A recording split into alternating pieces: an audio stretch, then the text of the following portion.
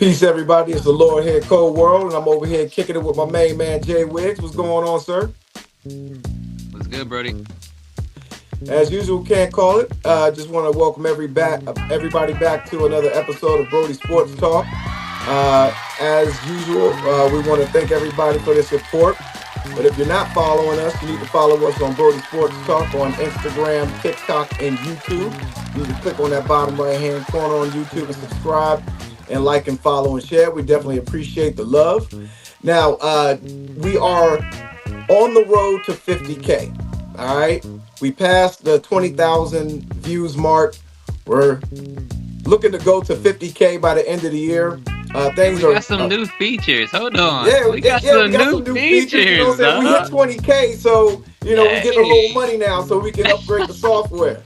Hey, we had So to invest in ourselves, man. This is 2024. It's the year. You know, back in the day, we didn't always know how to take care of ourselves. Nowadays, these young kids, man, this new generation has taught us we gotta put ourselves first. that's You gotta right. put me first. So look at us That's right. investing in We, ourselves. I we got love to I know our love to values see. out there, Brodies. We got to know Know our your value, values, man. Kings. Know your value, man. Yeah, man. But blessed to be here with y'all again. Again, you need to follow us at Brody Sports Talk on Instagram, TikTok, and YouTube. Click on the bottom right hand corner and subscribe and like and share. Definitely appreciate the love and support. But to go ahead and get started to kick things off, as usual, we got our opening take. Now, here's what the opening take is titled here. Want that old thing back. Old logo with new name. Now, if you've been following the Brodies, you know that this is primarily football right now since we're in the football season. But this is DC Sports Talk, man. And if you're talking DC Sports, you got to talk about the Skins or the Commanders or the football team or even the Boston Braves before they moved here in 1932, if you know your football history. But we all know what's been going on with the logo, with the name in these past few years, with Dan Snyder just losing the battle in the courts with the name and everything.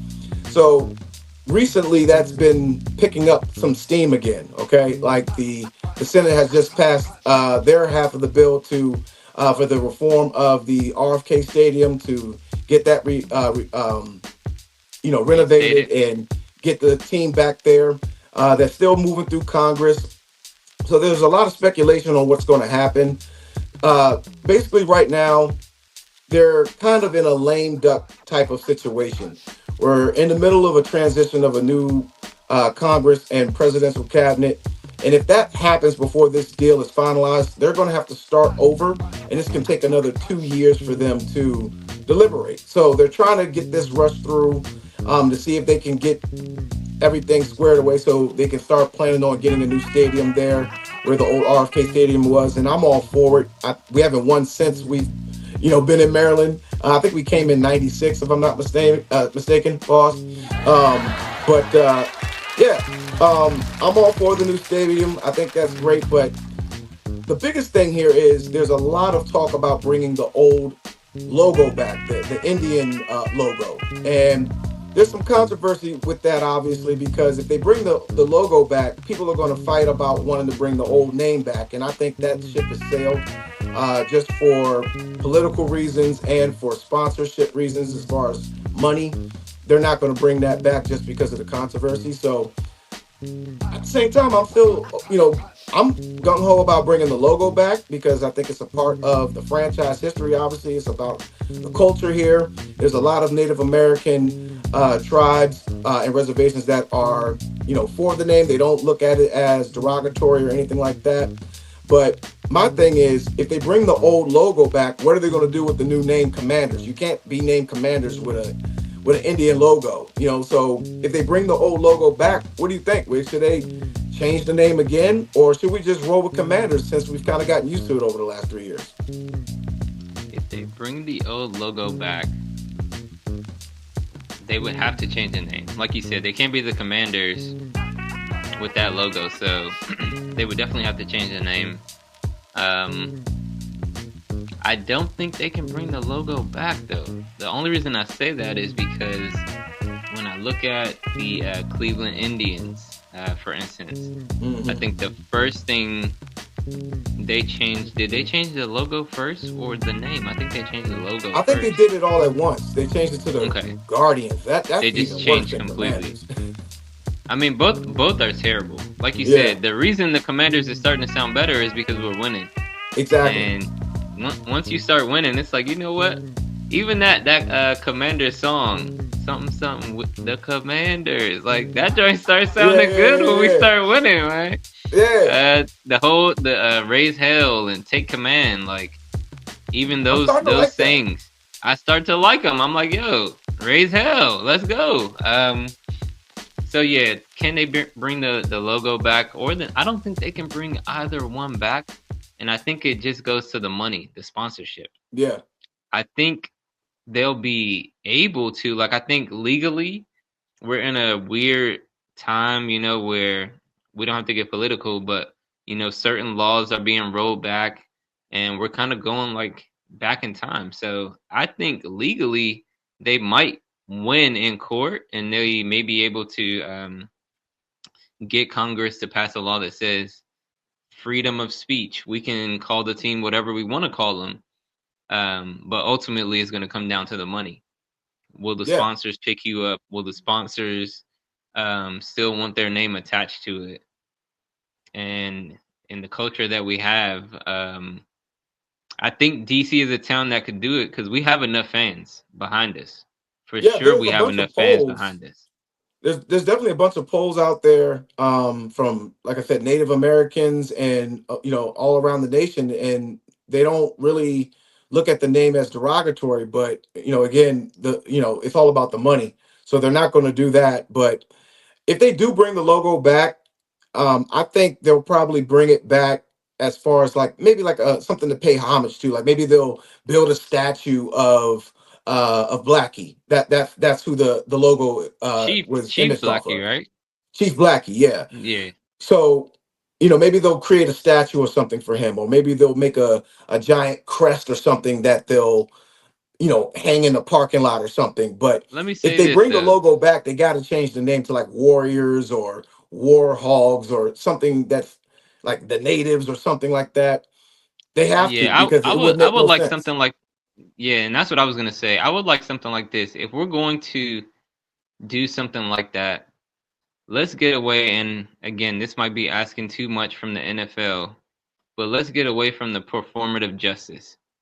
Like, if we're gonna go back and say, you know what, people are finding out about, how America was really founded.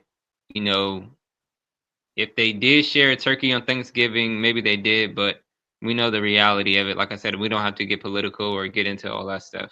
We know how, what was really going on.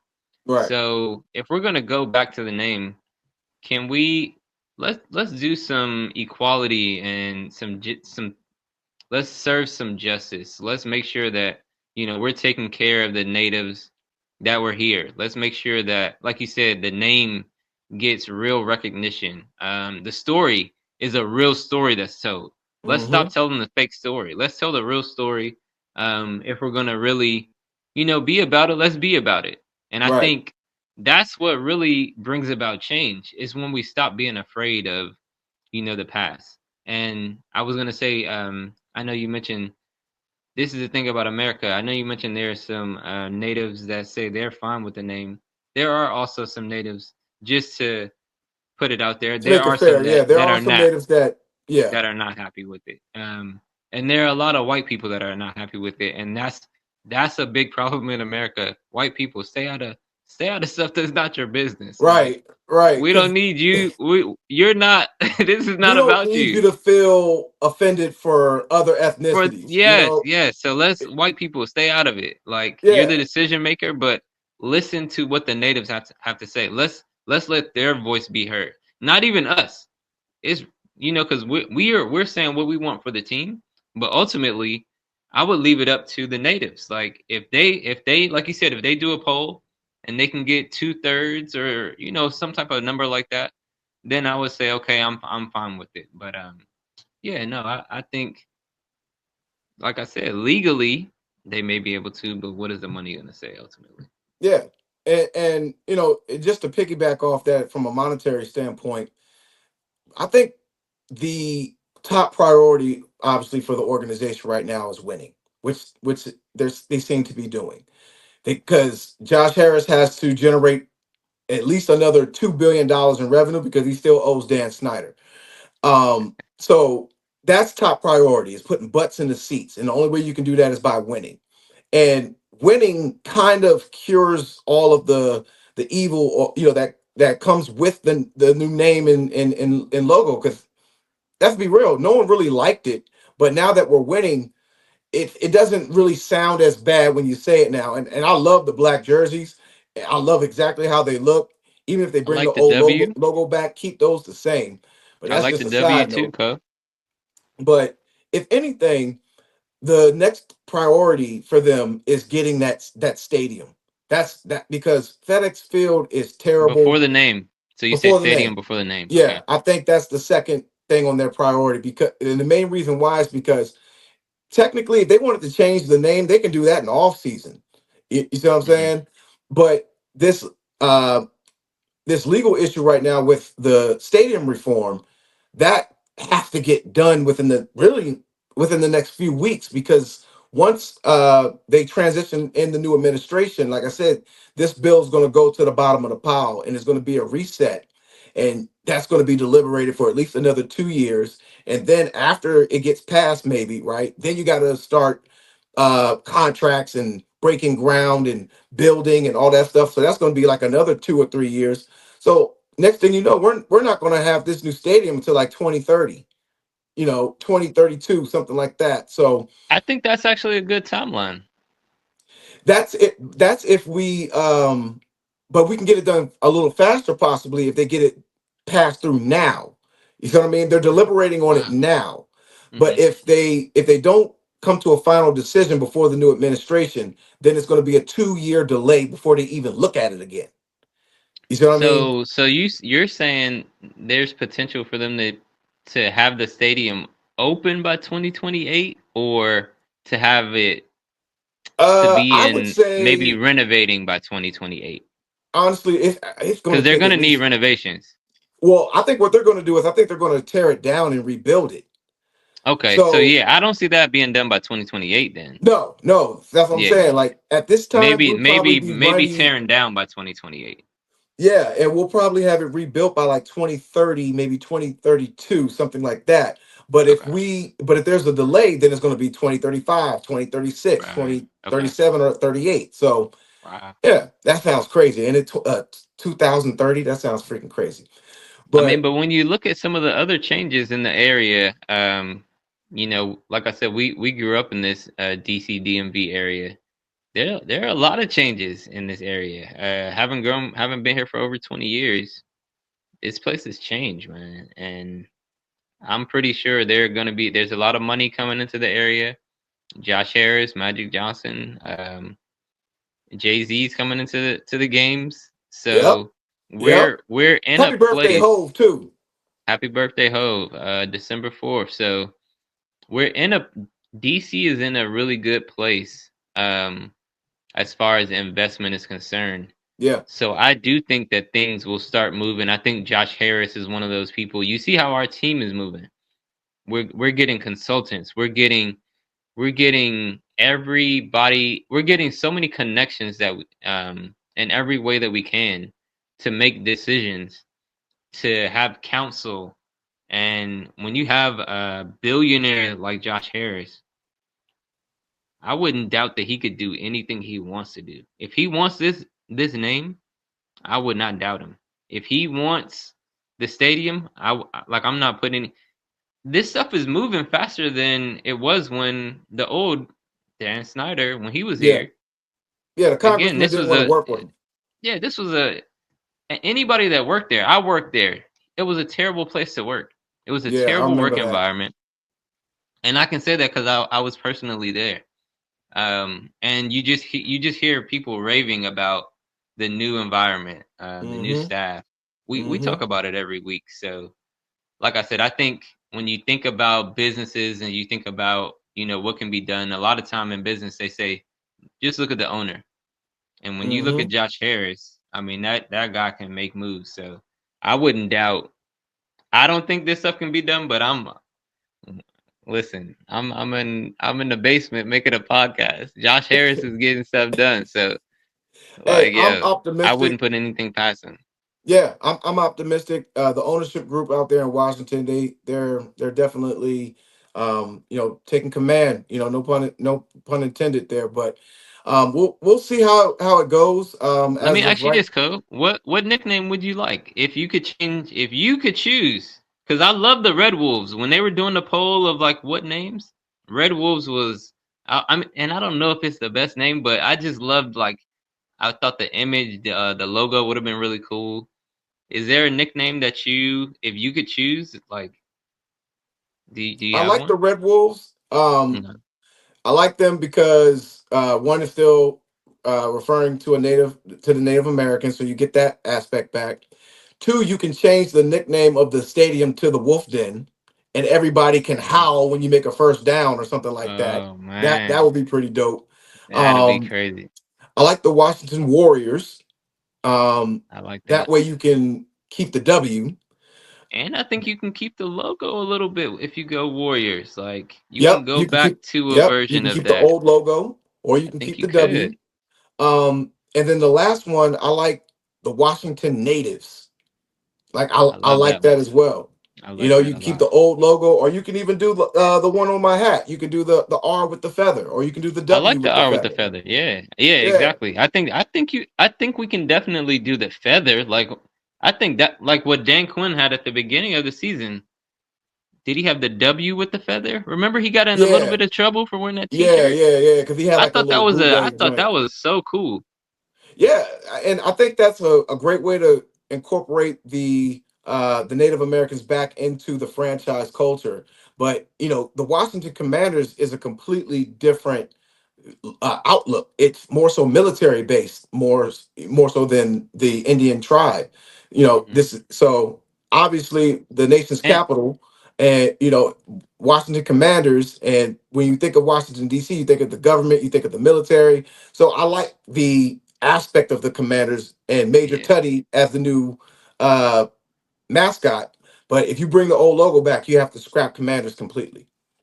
Yeah, and that I think that just this will be kind of my last take on this first take. Um, I think Open and take. We don't want it to get on sued. right, exactly. On this opening take, I think it would be really weird to go from Redskins to Commanders and then back to Redskins. It would just feel like we're going back in time, and it's kind of like you said, the natives would be so much better. It it would um it would give I think a lot more reverence to the name.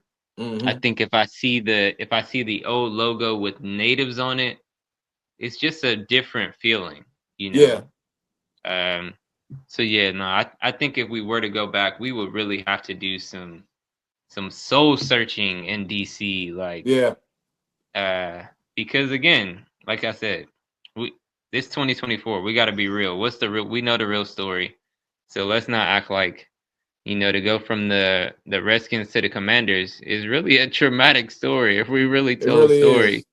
It really of is, man. American culture and American history, so if we're gonna go back to the natives or the Redskins, let's do it the right way. So, yeah. Yeah.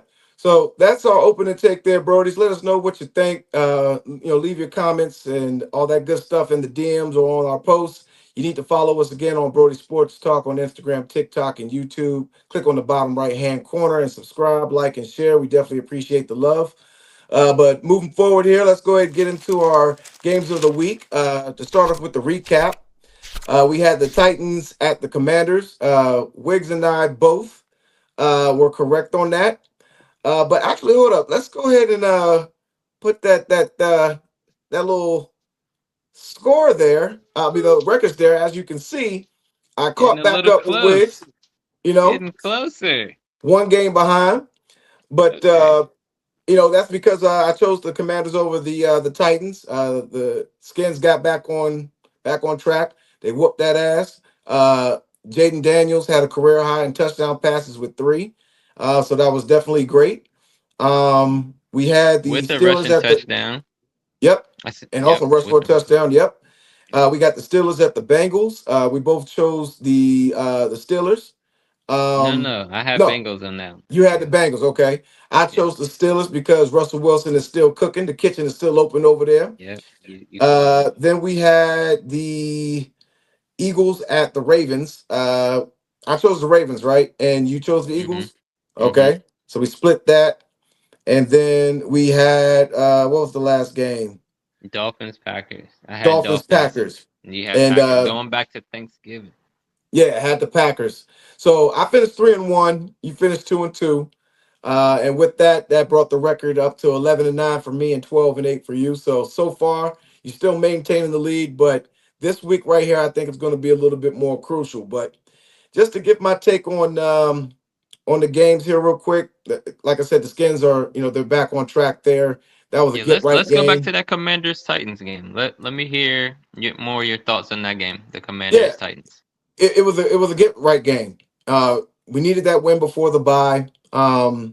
It gives us a 71% chance now to make the playoffs, which is something that we haven't seen in years. And another thing that we haven't seen in years, this is the first time since 1996 that the organization has had 8 wins through the first 13 games. I'm going to repeat that again since 1996. Okay, that's when the Bulls went 72-10. That was the last time that the Washington Redskins, Commanders, whatever you want to call them, that was the last time they had 8 wins through 13 weeks. First of all, So, 1996 was 5 years ago, Co. I don't know why you acting like that was a long time bruh, ago. it, 1990. We're millennials. 1996 was 5 years ago. Like, I don't think we still have a good reference of like time passing. I know, 1996 right? is that 30 that's years ago. almost 30 years ago. 30 30 years ago. years. it's been 30 years since they've won 8 games in through 13 weeks, bro. So Yeah.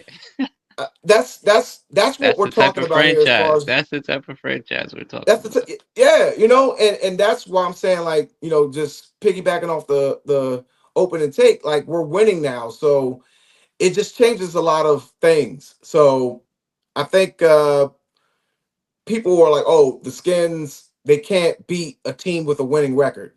All right, well, let's just start with one thing here. The Titans have one of the best defenses in the league. And the reason why the Skins have been losing is because they haven't been able to put points up against good defenses. Okay. So this made more of a statement more so than them beating someone with a poor record.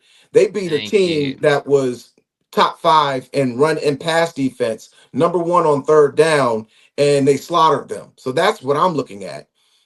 I'm looking at Terry McLaurin having a career high in touchdown receptions. I'm looking at B. Robinson putting up 100 yards. I'm looking at Rodriguez coming off the practice squad and almost putting up 100 yards. You know, so that's what I'm looking at.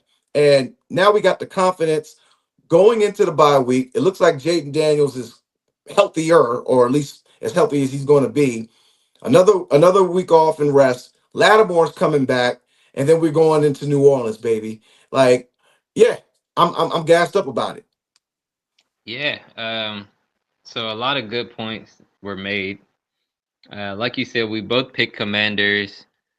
I was as we got closer to Sunday, I got less and less nervous, less and less anxious about the game because these Commanders beat bad teams. The Mm-hmm. like you said, the old Skins, we would play up either up to the competition or down to the competition.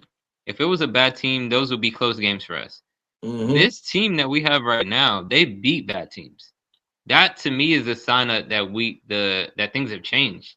Because like I said, Mm-hmm. we used to just play down to our competition. So Yep, that I to me agree. was that to me was like you said, it was a bounce back week. It was a really good sign to see. Jaden looked like he was in better form. He looked like he returned to form. He was running a little bit better. Like I said, he had a rushing touchdown. That rushing touchdown looked really good. Seeing him move around, Mm-hmm. get around in the pocket and still get to the touchdown was really good. The connection between Jaden and Terry McLaurin was really good. the reason I'm putting Terry higher in my list as far as wide receiver rankings is how well he's scoring touchdowns. Mm-hmm. Like he's not just catching the ball. And again, we talked about it last week. You got to get Terry targets. If you got to move him around, you got to move him around, and they did that. They moved him around. He got, I think, 3 or 9 targets on the left or the right or whichever side he's usually not on, and he got 3 extra catches. Like you said, 2 touchdowns. Um, Brian Robinson comes back. We see the impact right away. The Commanders did something I also said last week. Next man up. Mm-hmm. They took out.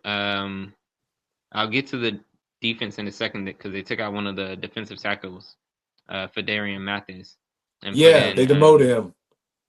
They demoted him, and when Dan Quinn was asked about it, he kind of just said it's a competition. It's always going to be a competition. So if we think it's time to give somebody else a chance, we're gonna do it. I love Mm-hmm. that. Players love that. Like, coach me hard. If I'm not playing well, take me out. Like, let's put the best player in for the team. And going back to the offense, the other running backs got a chance. McNichols and Rodriguez. They Mm-hmm. both ran really, really well. Yep. Robinson starting off, and we just had a different. It feels like with, and I said this to somebody last week with Eckler being hurt. Um, get well soon, Eckler. You were a great back. Yeah. You've filled a great role all season long. We wouldn't be here without Eckler being here. Um, but with him being gone, it kind of defines. It makes us have a little bit more of a What did you say last week, Co? An identity. Yeah. We kind of have an identity now. We're going to be a power rushing team, and we have one of the most dynamic decision makers in the game in Jaden Daniels on offense. And our defense, let's talk a little bit about our defense, Co, because they made Will Levis look like the B word. I What do you mean, think about the defense? I think I mean, they we want, obviously as a fans, we want total dominance. We wanted to beat them. We didn't want them to score at all. But these are still pro athletes. I think Will Levis, he's definitely a B word. But our secondary again is still not where we want it to be. But again, Lattimore's coming back next week. So I'm thinking this is going to be a complete surge. Like, look for our pass defense to go up in rankings because now, like I said, Sam Still, he's starting to emerge. Uh, our linebacking core is still very solid with Wagner and Luvu. I think he is going to be defensive player of the year for the team. Luvu? For the team, Luvu not the or league. Wagner? Luvu. Okay. And even though Fowler's leading the team in sacks, but And um, Wagner's leading in tackles, I think, right? yeah, I think he just passed the century mark. He went over Um, 100 for like the 13th time. Shout out to him and yeah, London shout out to Fletcher. Wag. And And that's London that's another Fletcher. thing. That's another thing. He's got the championship experience, so he knows like, hey, yo, look, we hit a little bit of a wall, but now is the time to actually like take it to another level. And this is what champions are made out of. So I think they're going to come back next week and put up another 40 points, man. To be They honest, they said he gave a speech last week before the Titans game. They said Wags came in the locker room and started and talking. address the team. Yeah. They said this was the first time he did that all season. And again, when you're a new player coming to a new team, you got to pick your spots. What a great Yeah. spot to pick it at. Like you said, we played. First of all, we lost to 2 really good teams, the Steelers and the Eagles. Mm-hmm. But then we lost to the Cowboys, our rivals. Now it's time for me to speak up Yeah. because that Now I shit got to can't say happen. something. Yep. Yeah, now I gotta say something. That shit can't happen again. Not on Yeah. my watch. Yeah. And y'all know that. We all know that. And they Yeah. came out and they played the Titans like we didn't. Bruh. They didn't care who was in front of them this week. They played like, yo, we gotta. This is for us. And I Yeah. love to see that them respond because what I said last week also was I needed the fans to come out and give them energy. the stands were not the stands were not full when that game started. It Yeah, started getting loud because the team brought the energy, and that stadium actually got really loud. And they were saying Will Levis was having problems hearing in that game because the stadium was getting loud, but the team brought the energy. I love to see that. Like yeah, and you that and just that's you can't what say that's enough what good things is about it. needed. The like in order for the fans to cheer, we got to have something to cheer about. And like they got to understand that the Washington football franchise fans, we're kind of like that person that's dating a toxic person. Like they've cheated on us, they verbally abuse us, they shake us when they're trying to make a point, what I'm saying, they storm out the room and ignore us, and they keep hurting themselves to get us to come for them to come back. Like we keep It's a leaving the door traumatized unlocked fan and the light base. on. You know what I'm saying? Why Traumatized, why cursed. why do we keep giving them second chances? Because we love them. You know what I'm saying? But it's like Mm. you gotta prove yourself, man. And like right now, it's like I think the Bears was the first game where we sold out all year. So it's like, okay, you got to make us believers. But mark my words, sir, the last two games of the season most likely are going to be a sellout. But at least the last home games, I look for those to be Is sellouts that because Dallas? yeah, at Dallas, and I Mm. think we're home against Kirk. I might Yeah, have to go to that one. yeah, I man. might So have to go to that one. yeah, it's looking good, man. We'll see how they perform at the end of the bye, but with the other games here with the Steelers and the Bengals, Russ is cooking right now, bro. Like he has completely bought in to Mike Tomlin's philosophy. He's not acting like a diva anymore. He's there to win. He's there to play because he also understands if he doesn't perform, he may be out on the street next year. He's only on a 1 year contract, so that's something that he's had to be reminded of, if you will. But they That's a look good good right point. now on offense and defense. I mean, I wasn't expecting them to put up 44 points, but that just shows what they can do when they're all on the same page. Even though this dude is acting like a complete bonehead, Pickens is still a great wide receiver. But there hasn't been a game where he hasn't thrown a punch or done something stupid.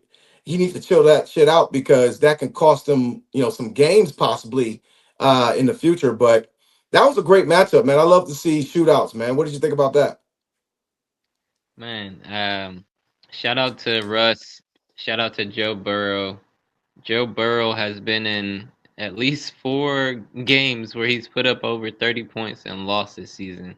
Mm, mm, That mm, mm. that's just got to be a brutal locker room right now. You can see a lot of the Bengals players like throwing their teammates under the bus. Yeah, It's just it hasn't been a good look for them all year. But like you said, the Steelers are cooking. Russ is cooking.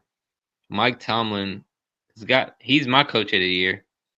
He's my coach of the decade, like coach of the century, whatever you want to call it. Like Mike Tomlin has got to get more credit. People wanted him to be fired for the last 10 years, hmm and he's done nothing but have a coaching record where he's over 500 for every season that he's been a coach. exactly. He's a Super Bowl champion. Like, yeah, shout out to Mike Tomlin. Shout out to the Steelers. You make a good point about George Pickens though. Um, that if that type of attitude rears its ugly head in the playoffs against the Chiefs, and it's a play that matters, because those are the plays that Mahomes gets and wins just hmm because somebody hit him on the sideline or lost their temper. So he definitely is going to have to get that under control. Um, but outside of that, the Steelers are really good. The Steelers have a really good defense. Again, the Bengals put up 38. But that's just because the Bengals offense is that good. The Bengals Exactly. defense is just trash. Their defense can't stop a fucking nosebleed. So Yeah, that's been their so Achilles heel this whole year. It hasn't yeah, been the offense. Um, nah, not at all. yeah. The Eagles Ravens game, so disappointing. I'm very disappointed in the Ravens right now. If you guys have been following Brody's, I've been saying ever since we started this that the Ravens were my pick for the Super Bowl. I don't know, man. I think I might have to change that because they're not showing that they want it. I don't get it. Now, granted, the Eagles are arguably top two in the league right now as far as power rankings, which we'll get out to the Brodies, later on. But I mean, the Ravens are supposed to be in the top five, right? They're supposed to be one of the best teams. You got Lamar Jackson that's supposedly playing at an MVP level. You got Derrick Henry and all this good stuff. And we know the formula. If you've been following us, Brody's, 15 to 20 carries for King Harry guarantees you a win or gives you a higher probability, and they just refuse to follow the formula. I don't get it. What Hove say since it's December 4th? Stick to the script. What like Randy Hey, said on Dynasty, stick stick to to the the script. script. Oh man, You that's a know, you classic song. they just refuse to do it. And what's even funnier is the Eagles did what they were supposed to do. They ran the ball the whole damn game. And Saquon Barkley finally broke for a big one to put the game away, like Derrick Henry normally does. And they find themselves, behind the Steelers right now as far as the division, and possibly putting their playoff hopes in jeopardy because they can't afford to really lose too many more now, and that's just disappointing. Yeah, definitely a disappointing game for the Ravens. They took the early lead 9-0. You would have liked to see them convert some of those field goals into touchdowns. I would love to see, like you said, Derrick Henry. I say it every week. I would love to see him get 18 to 24. I think he actually got 19, but again, like I said, I will be giving him 24. I think Saquon got 23 or more, and it it's just like body punches. They add up, Mm-hmm. and you're gonna break one eventually. So the fact that you're not letting Derrick Henry get that 24 carries, those last six carries are the ones where he's gonna break two for 20 yards, 40 Mm-hmm. yards, 50 yards. So you're really hindering. It's like they just don't understand. And again, I think they do understand, but I don't know if it's Lamar changing plays. I don't know if it's the offensive coordinator. I don't know if it's the head coach, John Harbaugh. John Harbaugh. I'm putting it on him because he's the head coach. Mm-hmm. You gotta either make sure that you're running the ball this amount, or you got to tell Lamar, you got to take the running lanes. The running lanes are open in every game. For the every game that we lose, we can blame it on Justin Tucker. Sure, Justin Mm-hmm. Tucker's gotta make some more field goals. The games that they lost are the games that he's missed field goals. Mm-hmm. I completely understand. I get that. However, when I watch Jaden Daniels, and I hate to compare these two people, but that's the comp. Jaden Daniels' comp was Lamar Jackson. When I watch Jaden Daniels, I'm a lot more confident in his decision making than I am when I watch Lamar. Lamar does not look like, and he said it. He said it in his press conference. His mom got on him about the running lanes, but he said, "I'm trying to wait for the play to develop." It doesn't take 7 seconds for the play to develop, Lamar. You're Yeah. waiting on something else. You're trying to get a big play because most NFL lines are only holding a defense for 2 to 3 seconds. Exactly. So when it comes to the play that you're trying to make, Lamar, you're trying to make the big play, and you're not just running the play. I'm gonna tell you that straight up. So if that's Lamar doing that again, the coach has got to tell him to stop. The coach has got to get it under control and say this. And I think that's what happened to the Bears coach. We don't have that game down, but we got to Yeah. talk about that a little bit. And I'll just add it in. I think that's why he got fired. Was Caleb Williams said he changed the play on that last play last week on Thanksgiving. That wasted 30 seconds on the play clock. He's the one at the line changing the play, not the coach. And the coach doesn't take a timeout. The coach doesn't. And then at the press conference, the coach says, Yeah, I support it. All right, get the hell out. Yeah, You said it. You said it, Co. Go to go to hell home. Like if that's what you think, get the hell out. And he was fired later that day. So, there's a uh, complete dumpster fire going on out there in Chicago, and so and li- yeah. and like Go you ahead. said, it's all about the decision making. You know, and it falls down to football IQ. I'm not sitting here saying Lamar Jackson has a low football IQ, but I think what he's struggling with, and it rears its head in late season football for him every year. He keeps combating who he is. Yes, you can throw from the pocket now. You're doing a great job from that. You need to do that to perform at a high level. But you're still Lamar freaking Jackson, bro.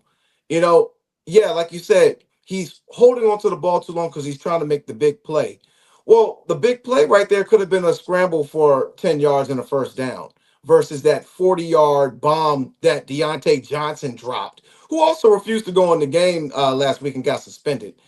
I don't get that. But that's the problem that he's trying to, I guess, work out is when to be Lamar or when to be Lamar the quarterback. So he's sitting up here trying to outduel people with his arm when it's like, no, bro, like be who you are. If the pass is there, great, throw it. But if it's not there, don't be backpedaling and doing all this other shit, risking getting hurt, risking getting sacked, risking fumbles or anything like that. No, step up in the pocket, run a few yards, slide, blitz another down. Period. You know what it is? You know what it is, Co? It's get north and south. Lamar's in the pocket going east and west. Mm-hmm. Get north and south. All the best running backs, they talk about that. Like Yep. I'm getting north and south. I'm not Brian Robinson. The difference between Brian Robinson and a lot of other backs, one, Brian Robinson is a little bigger. You Yeah, could he's, you could he's a kind big of dude. He's a big see dude. he's a bigger running back. But he's going straight down. He's running downhill. Lamar, if you go downhill, like you said, the biggest play in football outside of the touchdown is the first down. It's Yep. not 40, 30, 20. It's the first down. That first down is more important than a 30-yard pass because you can get 30 yards and then not get another first down. The first down is what's more the most important. So Lamar, if you're listening, because I know he listens to some fans, give yourself 3 seconds. Your 3 to 4 second clock in the pocket. Once that's gone, Go. run Go. because the lane is there, and the longer you wait, the longer something bad is gonna happen. The more something bad is gonna happen. So Yeah. that's my thing with the Ravens. I guess I gotta shout out the Eagles. Like you can tell you can tell we're rooting for the Ravens because we barely said anything about we barely said anything about the Eagles. The Eagles played great, man. Like you said, Yeah. Saquon looked really good. I Yep. love what the Eagles' game plan was, and this is why I keep saying Nick Sirianni's a good coach.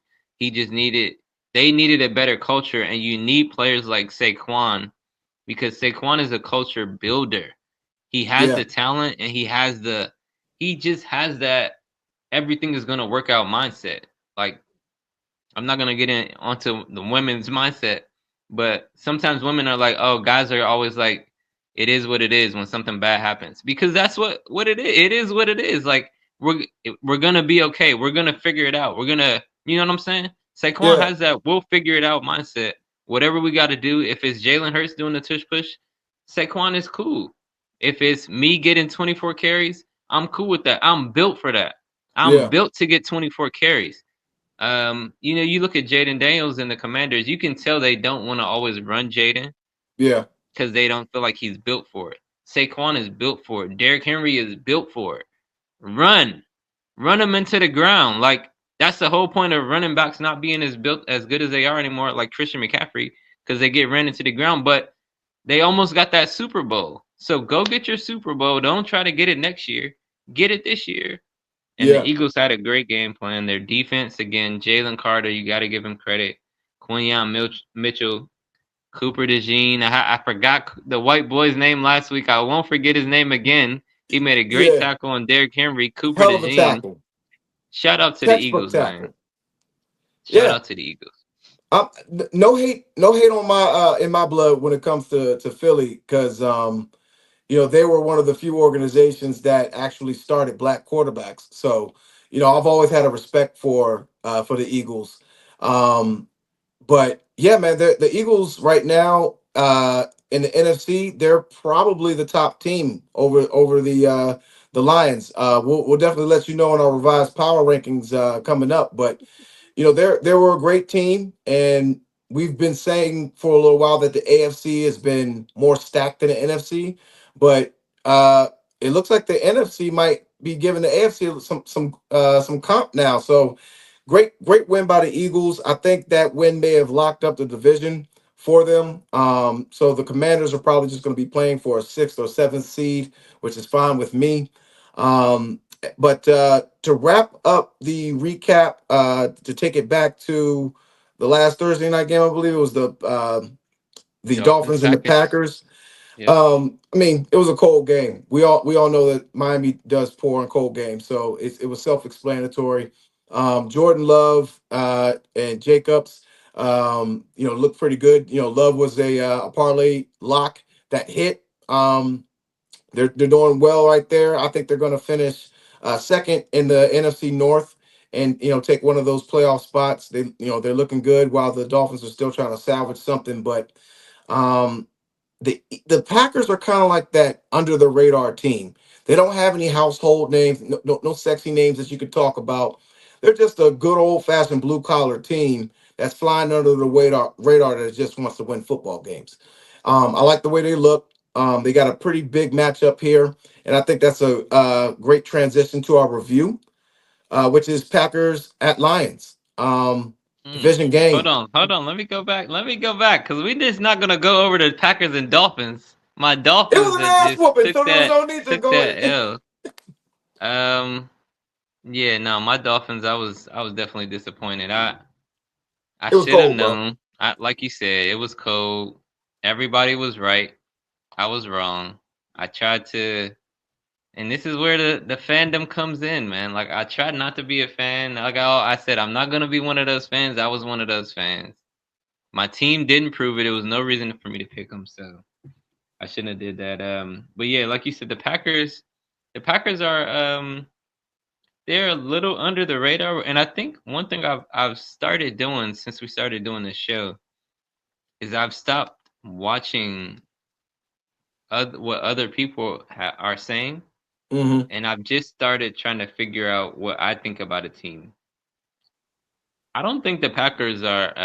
If you watch football this year, the Packers are not underrated.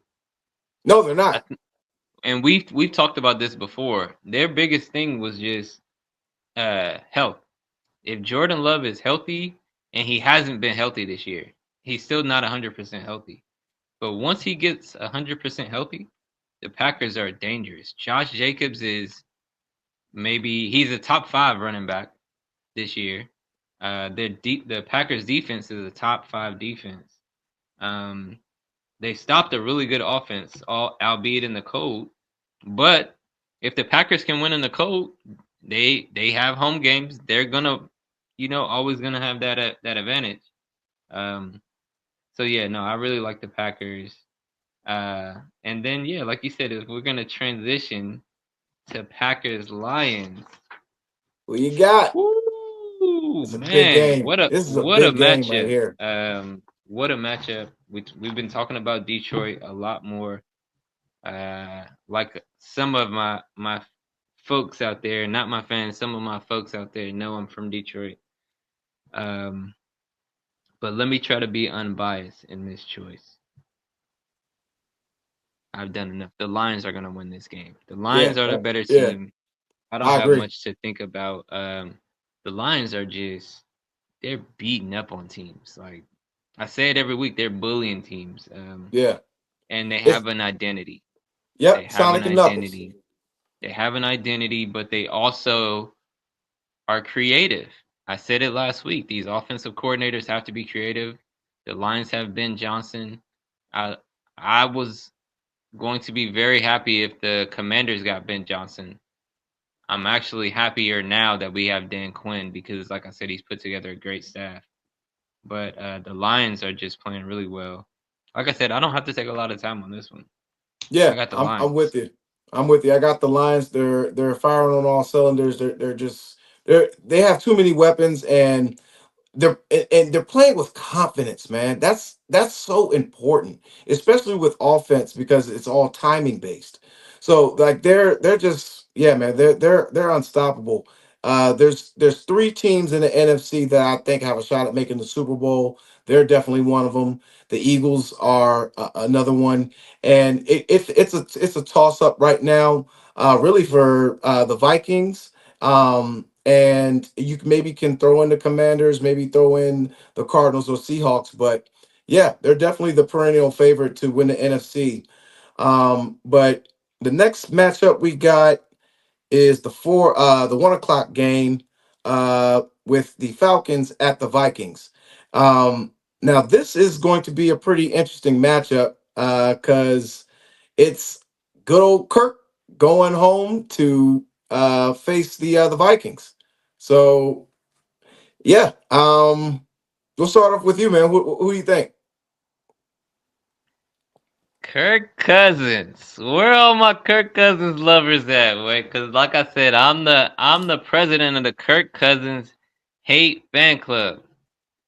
And Kirk Cousins had four. He had at least three interceptions last game, Yeah, he didn't have and a good I think game. he had four. He had a terrible game. He looked terrible. He looked hurt. I don't like to pile on. I don't like to pile on a man when he's down. But Kirk ain't down. Kirk is one of the Nah, he richest. up. He's up. He's one of the richest. So Kirk can take. He can take it. Uh, Pause. pause. Whoa. Hey Hey yo. yo. Hey yo. Uh, but no, Kirk is gonna take it again from the Vikings this week. I got the Vikings. The Vikings are gonna put their foot up in the Falcons' Yeah. ass. And again, Uh, the Falcons don't have an identity yeah. because Kirk is not the type of quarterback. Like Kirk just runs plays. And in the NFL you need a point guard. You can't just have the coach on the sideline. Look at the Spurs with Chris Paul and Wemby. Wemby looks like a totally different player because Chris Paul is there making sure the identity is what it is. This Yeah. is what the identity is going to be. I'm the point guard. I'm going to give the ball to Wemby. What the hell are y'all doing? Yeah. Y'all are not. We have a freaking 7'6" alien on the court. Give Wemby the ball. Kirk Cousins is not a point guard. He's a game manager. He's a really, really good game manager. But once you get an injury like an Achilles injury, at the age that him and Aaron Rodgers are at, Mm-hmm. they're just not what they used to be. And they didn't give their teams contract friendly contracts like Tom Brady or Peyton Manning did when they were late in their careers to allow the teams to fill out the rest of the roster. Yeah. I could talk about this all day All long. day. Kirk I'm with you, Cousins' man. biggest hater. But yeah, I got the Vikings in this. I think the one of the biggest issues with the Falcons is, like you said, there's no identity, but there's also it doesn't seem like there's any chemistry. Even with the culture they're trying to create. Everyone thought that Drake London was going to have this breakout season. He hasn't. Uh, we all thought that Kyle Pitts was going to have a breakout season. He hasn't. The only person who's really had a decent year was Darnell Mooney. Bijan Robinson, I hate to say it, he might be flirting with the B word, No. So he hasn't done anything. No, he's done enough, He's but they don't good, give but he him they hasn't don't done give him the anything. opportunity. No, no, no. It's not his fault though. Because I've watched him. Bijan's talented. Kyle Pitts is talented. Drake London's they have the talent. And this is why I said Kirk Cousins is who he is, because when he went to the Vikings had a 13 win season. Kirk The year Cousins before, and came, then they went won the 8-8. playoff game, but their record was never as good as it was the year before. And now Yeah. Kirk is gone. The Vikings record went right back up. The Wow. Falcons, the Falcons Yeah. had a bad record. All right, we're gonna get Kirk. They got the Still same same. record this year that they had last Damn. year. Damn, Kirk Wig, is that's a not the great point. difference. I'm telling you, he's not the difference maker. That's a great He's point. good, but if he's not giving them the team contract, team friendly contract, it's just not giving you enough in this league. It's too many good teams. It's too many good quarterbacks. Um, and the Vikings, they have a Sam Darnold quarterback on a team friendly contract, so we don't lose Justin Jefferson.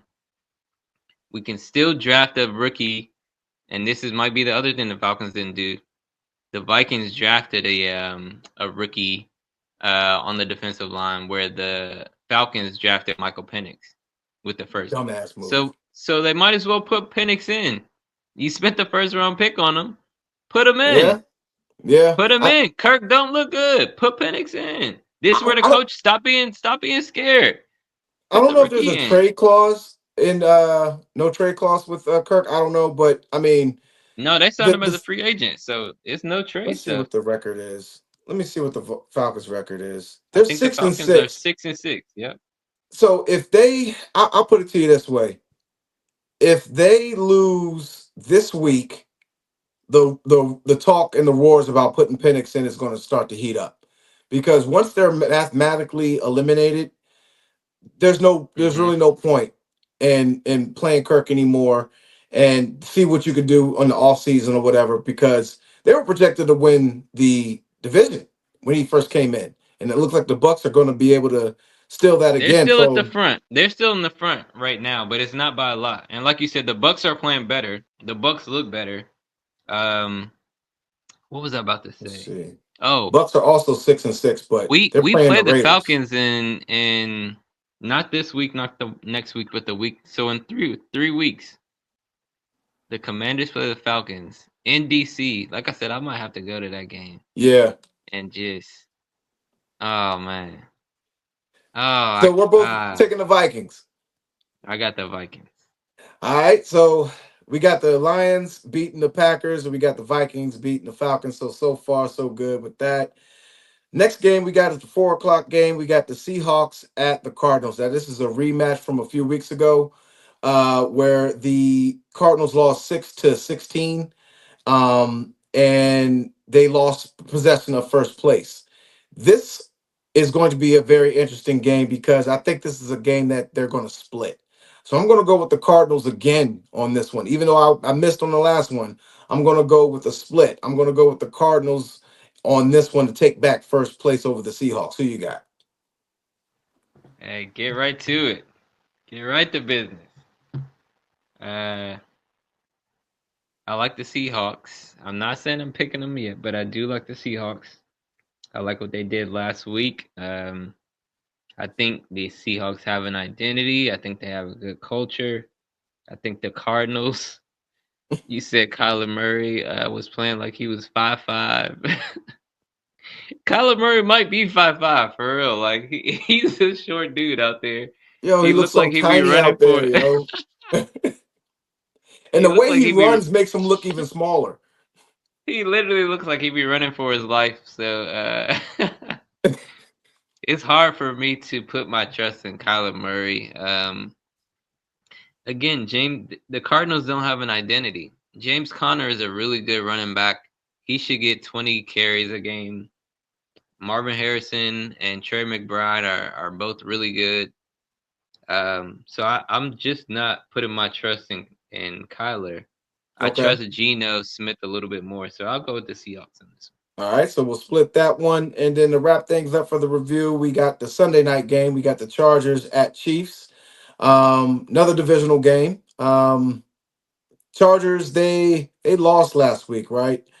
They let's see who they lost to. No, they won. Okay, so Who did they play? they beat the Falcons. They're the ones that Oh, right. yeah, that embarrassed Kirk out there. So they're running on all cylinders. They again, it's a divisional game. It always go either way, but this is a California dome team playing at Kansas City in December. Give me the Chiefs. I like that. I like that. And you said the Chiefs won last time 17-10, divisional game. Yep. Um, Did your boy come back last week? The Chiefs running back, Pacheco, Isaiah Pacheco Pacheco. Pacheco is he didn't come back last week, but he'll be up and running this week. Okay, so he will be back this week. That's going to be a big bonus for them. Um, And the remember, no Chiefs J.K. Dobbins for L.A. and no, yeah, that's really hurting the Chargers. They didn't look as good to me without J.K. Um, identity wise, that's a big blow. It's just like us losing Brian Robinson. Yeah.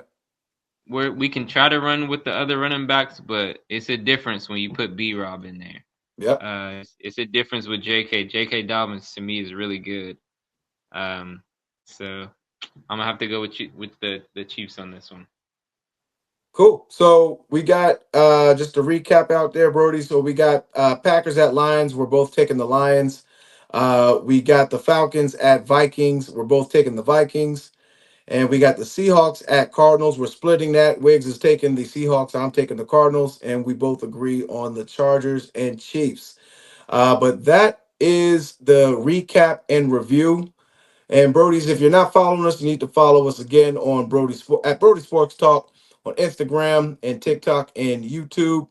Definitely appreciate all of the love and support. But without further ado, we got our fan favorite segment of the show. We got our Wigs Parlay Locks of the Week. And before we get started, as usual, the disclosure is we are using our own funds to bet on these parlays. And if you are looking to build your own parlay, feel free to use what we have. You can use our parlay locks to build your own parlay individually, or you can use all of our picks and just do something with a totality there. But again, we are not going to disclose who we are using until they cut the check. And also, if you continue to win with the parlay picks, please do us a favor and let us know. And also, drinks will be on you if you ever want to meet up. But to go ahead and kick things off here, Wicks, who you got for the first leg? All right, so for the first leg, we're gonna start at quarterback with Jameis Winston for 200 yards at minus 400. Jameis is coming off a 400 yard game. Like, what is going on with Jameis, man? Let's go back to identity. Jameis knows he wants to throw the ball. Like, Mm-hmm. and they're behind a lot in games. Cleveland is gonna have to come from behind. Pause. Let me see. The Browns are playing the Steelers, so the Steelers are gonna get off to an early lead. Mm-hmm. The Steelers are probably gonna be in command in this game. So Jameis is probably gonna throw for 300. I would go 250 easy. I think this is an easy lock. It's only minus 400, but like I said, we're trying to get you. We're trying to get 5 for 5. We still have not hit all 5 legs in one week. We've gotten close, 4 for 5, 3 for 5. We're 60% on a lot of things this year, cuz. So let's try to get 5 for 5 this week. Jameis Winston, what do you think? Yeah, I think this is an easy lock. I mean, he's one of the last gunslingers that are out there.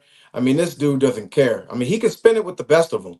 His issue is when to spin it. Like he'll throw into triple coverage because he trusts his arm, or he will just try to make a play and he just ends up throwing a untimely interception. But 200 yards, I think that should be easy, mainly because, like you said, they may be trying to catch up with the Steelers, especially after that 44-point performance. And it's a divisional game, so there it could be another shootout. I mean, Winston beat them in that snowball, so he might try to sweep them and guarantee some type of contract in the future because he's playing for his career right now. So yeah, I think Jameis Winston is a lock there. What about your second pick? So for the second leg, we're gonna go to running back. Let's go with Bucky Irving to Bucky get Irving. 40. Or who do you have for my second one? Second leg, we got Jameer Gibbs. Okay, yeah, that's right. We do have Jameer Gibbs. I'm sorry for the rushing and the receiving. Yep. 75 yards for minus 250. Jameer Gibbs, and I think we said it last week. I love to get Lions on the list. They're one of the best teams in the league, if not the best team. Jahmyr Gibbs and David Montgomery play a big part in that. I think Jahmyr Gibbs is the more all-around talented back. That's why I Mm-hmm. like him for this rushing and receiving pick for 75 yards. He's been getting over 80 yards almost every game this year, and he gets a lot of touches. So it's gonna be a big game on Thursday night. But yeah, Yeah. Jahmyr Gibbs for 75, rushing and receiving for minus 250. What do you think, Cole? Yeah, I think that's doable. I think out of him and Montgomery, he's the featured back. So I would definitely say with the defense over there in Green Bay, they may not get you know a lot of passing attempts with the receivers because that secondary is pretty solid. So I definitely look for Jameer to do a few screens, a couple of check downs. Yeah, I think that's a lock there, and he'll probably break maybe like a 15 yarder or something to kind of help pad that rushing attempts. But 75 yards with rushing and receiving combo, I think that's very doable for somebody who's averaging 80. Um, moving on here, who you got for the third? Did we go to Bucky Irvin for the third, or did we go to So receiver? we did receiver. We did So Mr. then Tyreek Keita. Hill. Yes, Yep. sir. So then Tyreek Hill is going to be the third leg for 40 yards at minus 390. Um, I told you guys to start Tyreek Hill last week. Code didn't start him. He took the L in fantasy. We'll get to that later. But Tyreek Hill, we're going to come back from stardom, sit him, and we're going to put him in the parlay lock. I think as long as Tua's playing, the Dolphins are going to try to get Tyreek Hill the ball. They're going to try to get Devon Chain the ball. But Tyreek Hill is just too dynamic. He's the type of player you have to force the ball to. And Mike Mm-hmm. McDaniels does a pretty good job of doing that. The Dolphins are not out of the playoffs yet. So I think a lot of these teams are still going to be playing to win. They're still going to be playing Tyreek Hill, like you said, all year, Co. Tyreek hasn't put up the best stats. So I think even Tyreek wants to get his stats up. Like Mm-hmm. he knows his stats haven't been the best this year. And I think he's the type of player that wants to be great. So I think he's going to like and if he hasn't in the past, I think he's probably being vocal. Give me the ball. Yeah. Let me get some stats, let me get some yardage. I can help the team win. Give me the ball. So Tyreek Hill, only 40 receiving yards. What do you think, though? I think that's doable. I mean, he can get 40 yards in garbage time. Now he's going up against the Jets. I think Sauce Gardner's probably going to end up following him. But Sauce Gardner's really not having the best year. The Jets defense has not been the best this year. And Aaron Rodgers, I think he's more focused on his documentary coming up on Netflix versus film review. And he don't care no more, man. Like when you're rich and you get into I don't give a F mode, it, it shows. How many times have you been at work and it's like, okay, you finished your work early and you got a few hours left, you just gonna bullshit. You don't feel like working. I'm in sales. So right around Thanksgiving time, You families know how wasn't it calling is. in, so I'm not gonna answer the Hey, phone. you know. So I Hey, think he's don't call me starting to with check 5 out. minutes left in the day. I'm logging And out. yeah, like I'm I'm not picking logging up, out. bro. So, I think that because he's checked out mentally, the offense is going to have a bunch of three and outs, which is just going to give the Dolphins more chances. So, 40 yards, I would definitely lock that in. Uh, who you got here for the fourth leg? For the fourth leg, we're gonna stay with the receiver, or we're gonna stay with the receiving yardage. Let's go to tight end Brock Bowers for 40 yards at minus 475. Um, man, Brock Bowers has been on my bench for like the past 2 or 3 weeks because I have George Kittle. Um, but I really said, all right, if I'm gonna keep him on my bench, I can at least put him on the parlay lock and make Right. some money off of him. Right. So Brock Bowers for 40 yards, he's leading all rookies in receiving yards. He's in the Mm. top 10 in the NFL in receiving yards. Brock Bowers is quietly having one of the best tight end years. And I think the reason it's quiet is because he's not getting all the touchdowns. but he Yeah, is getting some touchdowns. I think right now he's in really, again, like I said, he's top 10 in receiving yards, not just yeah, tight ends, receivers. So Brock Bowers is having a great year. 40 yards for minus 475. What do you think, Coach? definitely agree with that. Now they're going up against the Raiders. Uh, I mean it's the a Bucks. warm. They're going Yeah, against the my Bucks. bad. They're at the Bucks. So that's a warm state. So they're not. They're playing out there in Vegas. So I don't think weather's going to be an issue. Um, the Bucks defense right now. I mean, it's Todd Bowles. So they do a lot of Cover blitzing. two. They do a lot of blitzing, a lot of cover two man. And I think what's going to end up happening is that Brock Bowers is just going to be right down the seam the whole damn game, or a couple of quick outs or quick ends or what have you. And he should definitely be able to get 40 yards. I don't think that even it don't matter who's throwing to him. 40 yards is definitely doable. I definitely agree with that. And to wrap it up with the fifth leg, go ahead and knock it out there, sir. Who you got? And then with the last leg, we're going to go with Bucky Irving for 40 rushing yards at minus 450. Bucky Irving is a rookie establishing himself in an offense that has another running back, Rashad White. So this is another split backfield. We got Jameer Gibbs and David Montgomery, and then Bucky Irving and Rashad White. But Bucky Irving is establishing himself as the more talented, dynamic running back, and Rashad White is no slouch, just like David Montgomery. But I mean, we're just it's the year of the running back. The running Yep. backs are showing their importance. You said it earlier. The Bucks look more dangerous. They have more of an identity in the NFC South than the Falcons do. I will be putting my money on the Bucks over the Falcons. And this week, I'm gonna put my money on Bucky Irving to get 40 yards for minus 450. What do you think, Coach? I like it. He's shown that he can tote the load, man. I mean, this, pause, but he's turning into a bell cow. I like how they're, you know, continuing to give him the ball in short yardage positions. Baker Mayfield, he's a game manager, so he doesn't throw no more than 30 times a game anyway. So Bucky's definitely going to get his touches. He's definitely going to get his opportunities. And against the Raiders defense, I mean that's super doable, and they're at home.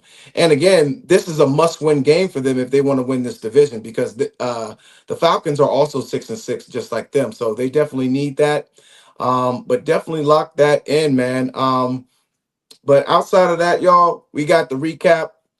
We got Jameis Winston for the first leg. For the second leg, we got Jameer Gibbs. Third leg, we got my main man, Tyreek Hill. Fourth leg, we got Brock Bowers. And then we got Bucky Irvin rounding it up for the Wicks Parlay Locks. And again, if you're not following us, you need to be following us on Instagram, TikTok, and YouTube here. Definitely appreciate your love and support.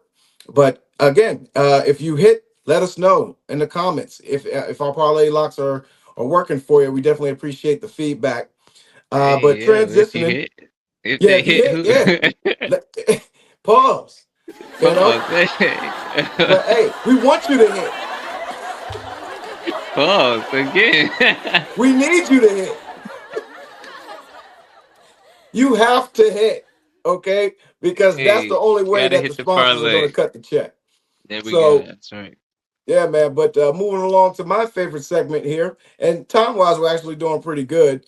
But the start 'em sit 'em. This is also important here because we're approaching the last weeks of fantasy, and the playoffs are getting ready to start. And Playoffs the start next players, week. no, the week after next, we're in week 13. So it's a 14-week season with 3 weeks of playoffs. No, coach. This is week 14. You sure? We are in week 14. That's This is right. week Damn. 14. Yeah, so this is the last game of the season. The So last this is game of the regular important. season. Yeah, this is important because seeding is going to be important. If you're like a 3, 4, 5, or 6, that's going to be important because the first two, the top two get a bye, and then the number one seed in the next round plays the lowest seed. So if you're a third seed, you can avoid playing the number one seed if if you can win this next game. Like if you're a fourth seed and you need to win to get to third, that's going to be important from a matchup standpoint. And if you're in any league that got money on the line, it's going to be important that you got the right guy. So let's go ahead and go over that start and sit 'em, sir. So first, we talked about him with the parlay lock, so we might as well put him in for a start and sit him, and that's Mr. Jameis Winston here.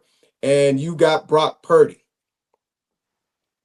So you want me to start with this one? Uh, I'll take this one. So like Okay. with Jameis, again, he's a gunslinger. He's going to throw the ball at I'd say at minimum 40 times a game because it doesn't look like they're running the ball much, anymore. Even with uh, what's his name? Nick Chubb. Nick Nick Chubb. Chubb, yeah, even with him being back, like they went like almost a whole damn quarter without even playing him, which was pretty interesting. But I mean, him and Jerry Judy are actually like starting to develop something that's really really cool out there, and I like to see that because they wrote Jerry Judy off in Denver, and they stayed writing off famous Jameis. So give me Jameis Winston. I like him against the Steelers. The Steelers gave up 38 points last week, so I don't see any reason why Jameis can't do it. That's a good one. Who's Jameis playing again? Steelers. Steelers. Okay. And like you said, he's a gunslinger, and they're gonna be down, so he's gonna have to pass the ball. That's what it's Yep. gonna come down to. He has a really good chemistry with Jerry Judy. That was a really good point. So no, that's a good one. I'm going this week with Brock Purdy. And the 49ers have the Bears. The Bears are they're a passing team, but again, they don't have an identity yet. They Mm-hmm. have really good talent. And the 49ers, I think the 49ers are actually going to benefit this week again from the injury, a little bit like the Commanders with Austin Eckler. Losing Austin Eckler just kind of makes you focus on what you can do. Losing Christian McCaffrey and Jordan Mason, now you've only got Garendo, so guess what, Brock Purdy? We're gonna put the ball in your hands. Let's see what you can really do. I believe in Brock Purdy. I like Let it me too. just let me just put it out there because this might come back to slap me in the face. So this might be one of those segments where I'm completely wrong, and I look back on this a year later, and I'm like, yo, Brock Purdy was the B word, and the 49ers just had a really good team around them. But I think Brock Purdy is a really good decision maker. He has a good enough arm. Um, he uses his legs. So I like Brock Purdy in this game. The Bears are hungry. Neither of these teams are out of the playoffs. So again, I think a lot of these teams are gonna. I think this is gonna be a really competitive week in the NFL. A lot of teams trying to secure playoff spots because the playoffs are just important. It it doesn't matter what the record is. Just like you said, Cole, for fantasy, it doesn't matter. What matters is the seeding and if we get in. Yeah, So I yeah, think Brock Purdy is going to have a really good game this week with Christian McCaffrey being out for the season. He's coming into this game like it's on me. Let me show these people what I can do. I got Brock Purdy in my starter. yeah. I'm with that one as well. Now to stay in Chicago, for the Sid'em, I got Caleb Williams. I think with Everflus being let go, and they already let go of their offensive coordinator, the season is just turning into a big dumpster fire. And like you said, they don't have an identity. They put too much on Caleb. They thought this was going to be like USC where he can drop back 30, 40 times and put everything on his shoulders. And this is a league, bro. That's just not going to work. And the Bears just continue to just that's the place for quarterbacks to go die, man. They have not one quarterback in their history that you can name outside of McMahon in the '85 season, and even he was kind of I mean, he really wasn't that good either. They suck at quarterback, and I hate to say it, man. If they don't make the right decision in the offseason, Caleb is going to be another casualty, and I hate to say it, but go ahead and sit them. I think their confidence is shot. I don't like Caleb at all in this matchup. Yeah, and the bad part about this, because I do agree with you, sit Caleb again. The bad part about this, the 49ers defense is good, but they're not the 49ers defense of old. You know, Yeah, they're not holding teams to 7 points or anything. So we're not saying this because the 49ers defense is that good. We're saying this because Caleb is just he's still not performing at the top of his game. We just saw Bo Nix, who was in I think he was in your stardom last week. I know did you start him on your fantasy? I start. He wasn't in the stardom fit him, but I did start him last week. Came And up he a did little pretty short. good. He put up 27 when he averages like a little over 30. It was still a solid So he game. could have did better. He could have did better, but it was they ended up going to not Williams, the running back. What was the backup guy? I forgot his Oh, name. I know who you're talking about. Yeah, yeah. They But he yeah, was they getting the kept ball a little bit more. running the ball because they were trying to keep Jameis off the field because that dude was just Yeah, playing lights out. yeah. But yeah, man. But no, I was gonna say that I feel like Bo Nix and Jaden have both had, feature games where you could look and say, this is a really big game for them. Caleb is still he still hasn't had that game where you're like, this is the one. This is why we drafted him number one. Yeah, Um, his timing looks off. Again, all you have to do is look at the last play of the game. 36 seconds or 32 seconds ago from one play to the next. You don't get a play in 32 seconds off? Like, it's yeah. I inexcusable. don't know where his head was with that because he should have known. The Exactly. coach And should have that's where had I to said call his time. He should have known. his internal timing is awful.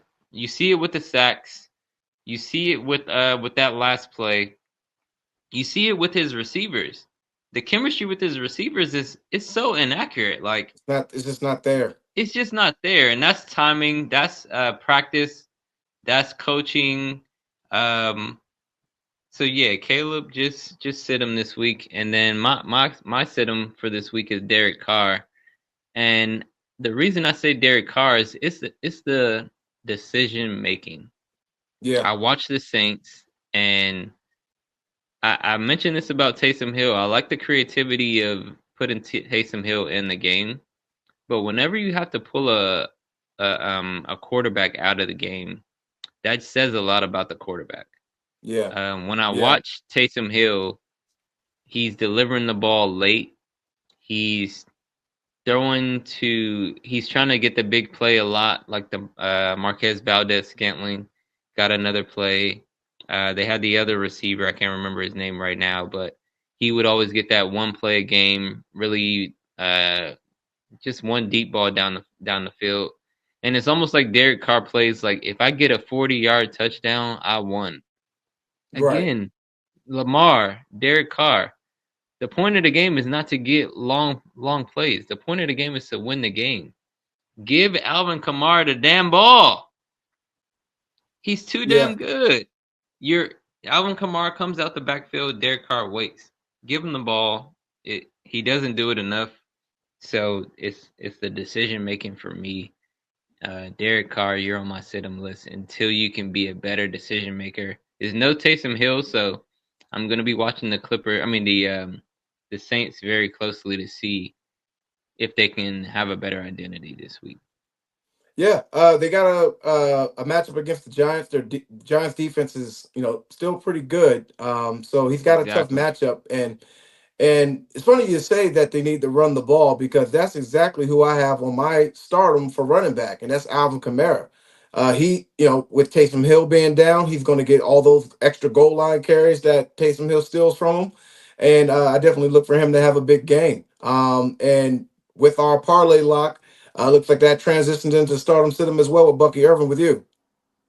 Yeah, I mean, look at that transition going right from the Saints from Derek Carr to Alvin Kamara. I really like Alvin Kamara this week. I have him in fantasy. He is getting started. You got him on to start him. I'm gonna listen to you, Code. Like I told you, I had Tyreek Hill. You didn't listen. You put Alvin Kamara in the stardom, sit him. I'm gonna listen to you. He's getting in the starting lineup this week. I don't have Bucky Irvin, but man, I wish I did. He's playing really well. Like I said, he seems to be the one that they want to give the carries to. He's really good. Um, He can carry the load, like you said, pause. And I look for him to have a really big game. And again, I think he gets a little bit more of the goal line touches. So I Yeah. think that's another reason that he's a good one to have on your to start. Yeah. Two great starters right there. As far as Sidham goes, now that J.K. Dobbins is out, I expected Gus Edwards to have a surge, but I don't. I think he may have lost it, man. I think he's done. He didn't do too well last week, and the Chargers are going up against another stout run defense with the Chiefs. Go ahead and start him. I'm sorry, sit him. And and the Dolphins defense is pretty good. And it looks like you're going to be sitting Brees Hall. Yeah, I'm sitting Brees Hall, and again, I think this just goes to Aaron Rodgers. He's just not the person that he's not the quarterback that I wish he was. And the Jets actually have two other really good running backs. We're at a part of the season where certain players that weren't healthy are starting to come back. Hmm. The Jets have a really good rookie running back in Braylon Allen, and they have another good running back that's starting to get some touches. So Brees Hall is getting some touches taken from him, and this offense is not as dynamic as we once thought it would be. So Hmm. I think Brees Hall was a top 5 pick in fantasy, and Christian McCaffrey was number 1. I think Brees Hall was number 2, and that's Yeah, just he was a high draft pick. Yeah, it's just not been a sad. good year. So yeah, this week I'm sitting Brees Hall. Yeah, I agree. I don't expect the Jets to really put up much points.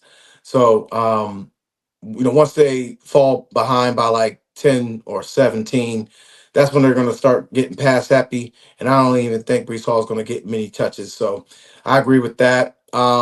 As far as wide receivers, we're going to take it back to the AFC North. Since we got parlay locks for Jameis and Stardom as well, might as well go ahead and throw his mans in them in there. I got Jerry Judy as the starting wide receiver here. He had a career game last week.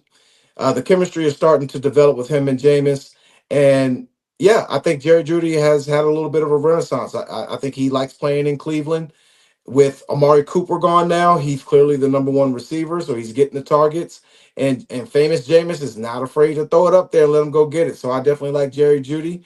And it looks like the Ass Guars, they may be out of Trevor B. Word Lawrence, but it looks like you got Calvin Ridley as your starter.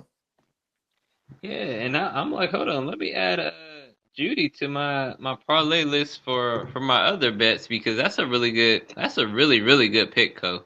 Um, like you said, he's got really good chemistry with Jameis and with Amari Cooper being gone. He's kind of the 1A or 1B receiver. He's their number one receiver now. So Hmm. that's a really good one.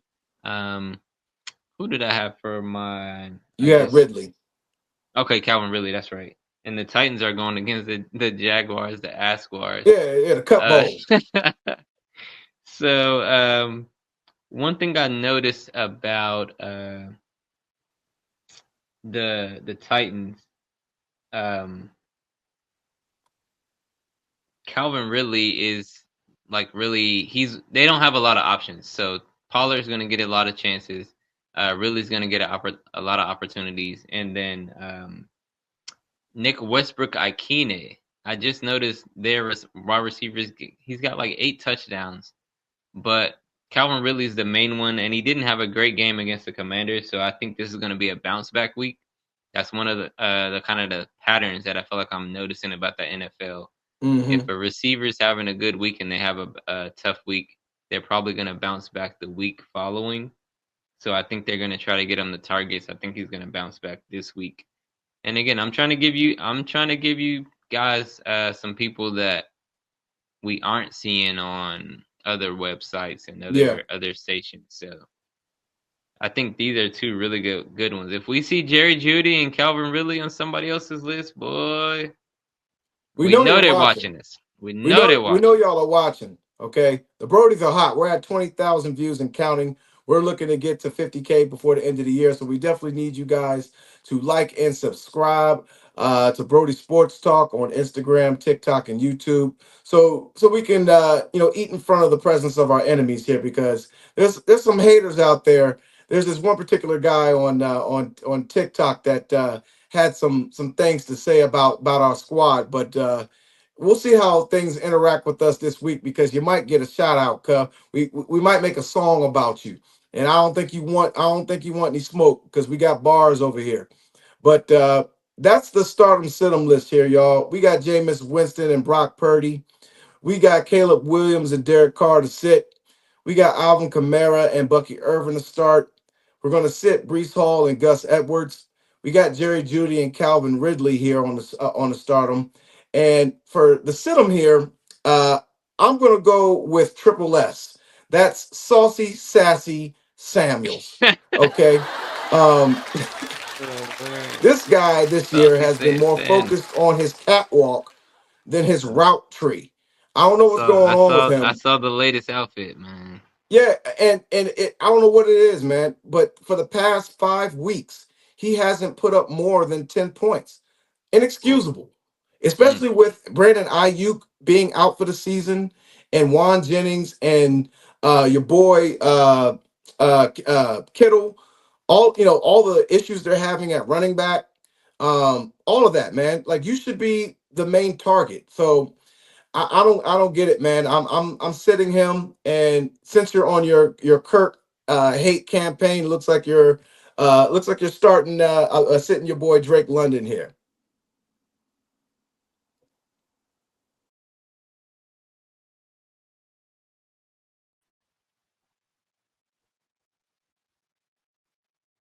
Okay, we're back in the show, Co. Did we pay the bills? Hey, we had a brief, for the first time. Colwell had a little tech difficulty there. No, no, that was mine. That was mine again. I had to pay the bills again. That was on me.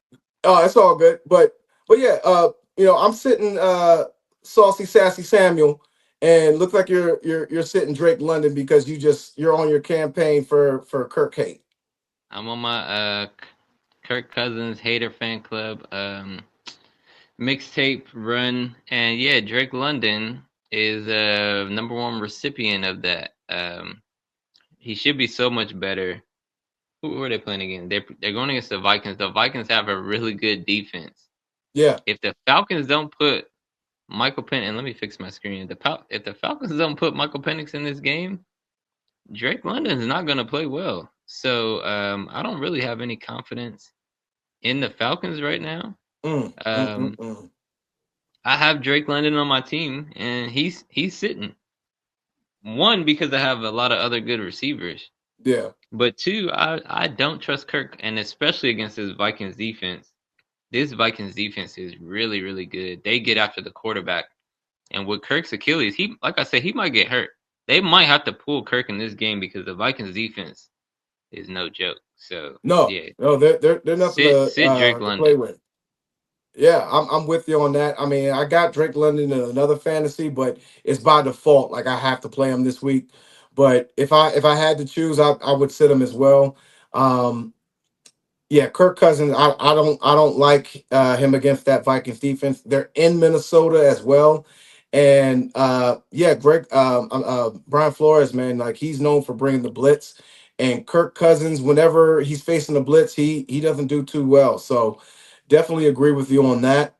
And they're Um, going back to Minnesota where Kirk is from. So Minnesota, they might get loud and rowdy Yeah, it's to not going to be beat an easy Kirk. game, man, and it's a 1 o'clock game, so he doesn't have the pressure of being on prime time. We know how he does with that, but yeah, I don't. We both took taking the Vikings in that as well, so it's only natural that we sit them, Yep. or anybody affiliated with the Falcons offense there. But to wrap things up for the tight ends, this is going to be a very very interesting one for you guys out there, Brodies, because the tight end position has been very very fickle this year. It's only been like, what, maybe two, three that are consistent. So I'm going to go with Noah Gray, and my main man Wiggs is going to go with David Njoku. Now, I'm going with Noah Gray for two reasons. Number one, he's third on the team in receptions, and he's tied for number one in touchdown receptions. So when it comes to the goal line, he's getting the first look. Okay, so the top three receivers, it's right now receiving yards. Kelsey's leading the team in receptions and yards, but he's not leading in touchdowns. Your boy Xavier Worthy is second in receiving yards and receptions, but not and also four. He has four touchdown receptions. So him and Noah Gray are tied. But what you're looking at with the Chiefs offense is they basically use Kelsey to march down the field, and then they use Gray in the red zone. Mm. Or they'll use Kelsey to march down the field, and then they'll have Worthy break it for a touchdown. Because Worthy and Gray lead the team in touchdown receptions. So that's how they're scoring. You see what I'm saying? So they've created some type of formula where they're just basically like, okay, look, let's rely on Old Faithful for Travis Kelsey to, to march down the field, and then when we get in the red zone, they're going to cover Travis Kelsey, and it's going to leave Noah Gray wide open, and that's why he keeps taking advantage of all these touchdowns. So, um, along with the third most receptions, if he gets what four, maybe five receptions and a touchdown, that's 11 points right there, which is a solid performance for the tight ends right now this year. And again, with famous Jameis being a lock and a stardom, him and David Njoku are also developing a nice little chemistry because that's his second favorite target. So I agree with that one too. And that's some good analysis on the stardom Sid'em Co. And like you said, the tight end position has really been a tough position to pick this week. Looking at the fantasy, I know you started Taysom Hill last week. I thought that was a great pickup. Even putting him in the lineup was very risky, but it's a risk reward type of move. So Yeah, high risk, high reward.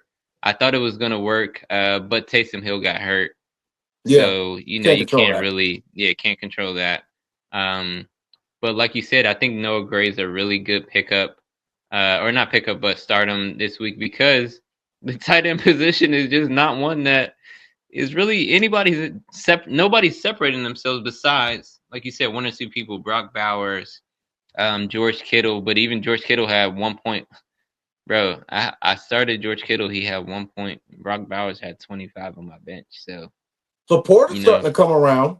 Laporta had 2 touchdowns, but I think he only had 6 yards. So he literally caught 2 touchdowns. Yeah, And the same thing, like you said, with Noah Gray.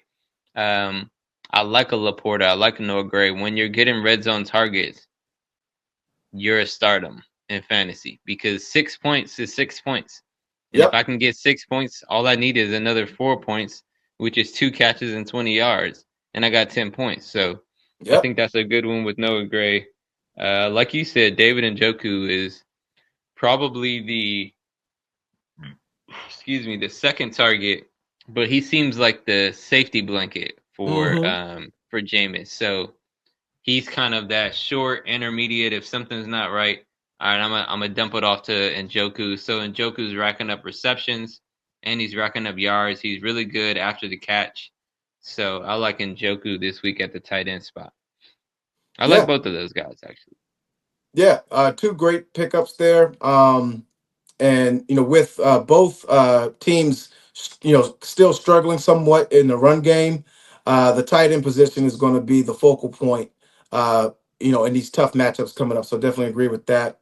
And to round things up, or cap things off, rather, uh, we're on a hate campaign for Kirk Cousins. So I'm sitting Kyle Pitts. He hasn't done shit all year. Um, Kyle Pitts has been the Pitts. It is what it is. I don't even think he's on anyone's roster, let alone starting lineup, because he's just not performing. And I don't know what it is. It just is It's what it is. Kirk. It's Yeah, but he wasn't Kirk doing shit and before Kirk Cousins. got there. So That's that's true. That's a good yeah. point. Could he be flirting with the B word? I don't know. We'll see. But I'm sitting Kyle Pitts, and uh, we hate to do this 2 weeks in a row to you, Mr. Mike Gesicki, but You still haven't done anything to show that you deserve to be on the other side of stardom sit So looks like you Yeah. got him on the bench this week as well.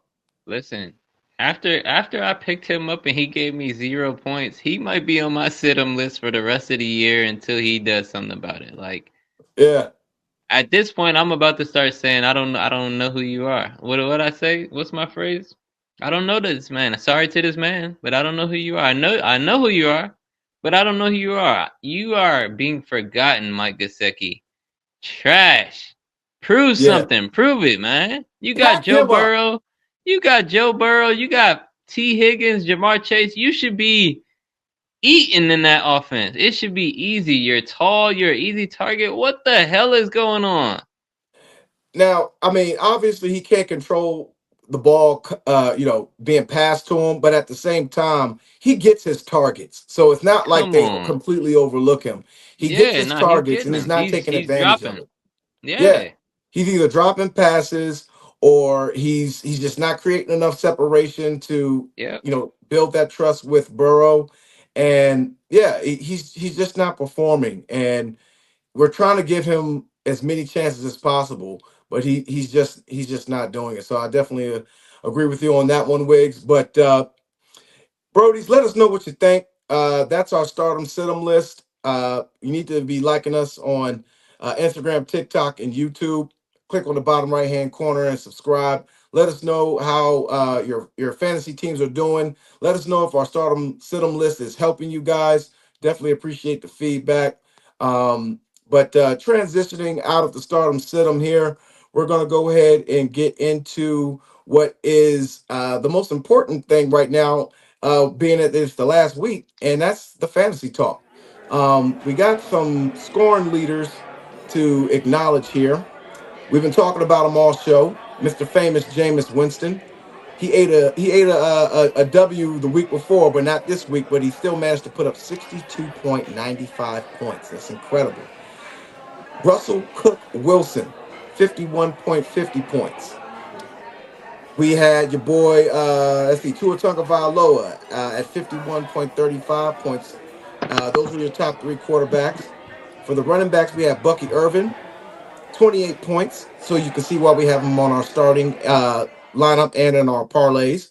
We got Bijan Robinson. I believe that was a lock last week, or start him, sit him last week, I believe. And he lived up to it at 22.50 points. And then out of nowhere, we had Najee Harris, who's kind of starting to have a little bit of a renaissance there as well. He had 21 point 90 points, looking to build on that against a wavering Browns defense this week. For the wide receivers, we had Jerry Judy, Double J. Shout out to the WWF if you remember who that was. But 36 points. Terry McLaurin, Mr. Scary Terry, 23.30 points. Now let me say this about Scary Terry. He's third in the league in reception yards. Okay. So for all the people who are saying that the man wasn't elite, that he's not a top 5 or top 10 wide receiver, I'm going to need you to put the napkin in your collar there, get your knife and fork, all right, and eat your words. Because the man is having a career year in touchdown receptions. He's most likely going to be on pace to have another 1,000-yard season, and he's just playing lights out, man. And he's one of those guys that are one of the leaders out there in Washington, man. I'm just so happy for him out of all the shit that he's going through with the quarterback carousel. Finally glad to see that he's got somebody there. But 23.30 points for him. Uh, but despite the streak that he's been having, last week he had a decent game. Saucy Sassy Samuel at 22.80 for the points there. Your boy Brock Bowers, 25.20, the lead tight ends, and Joku with 21.70, and John Smith, who was also on my stardom sit-em list last week, with 16.30. Uh, those are your top performers at those positions, man.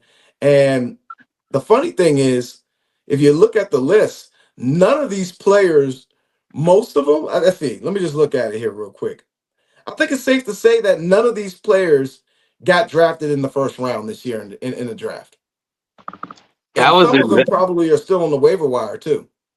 yeah, that was gonna be my exact like my first reaction to the list was like who's even starting these guys? Like Jameis Winston, Not Even one. Debo Samuel, like I would be at the point where I'm not even feeling safe to start Debo. Um, yeah, it's so many people on the list, and we say it every week. You can find some of these guys on the waiver wire. Like Mm-hmm. I think Nick Westbrook Akine, I said it, had 2 touchdowns with the Titans last week. The Titans didn't even play well, but out of nowhere he's got 2 touchdowns. Like make it make sense. So yeah, fantasy is just up in the air, but I mean the stats are cool, Cole. The stats are cool, but let's talk Yeah, about and the just record. looking at it here, Wait, all wait, of these wait. players. You said what? No, no, no. I said the stats are cool, but let's talk about the record. Who's in first place in our league, Cole?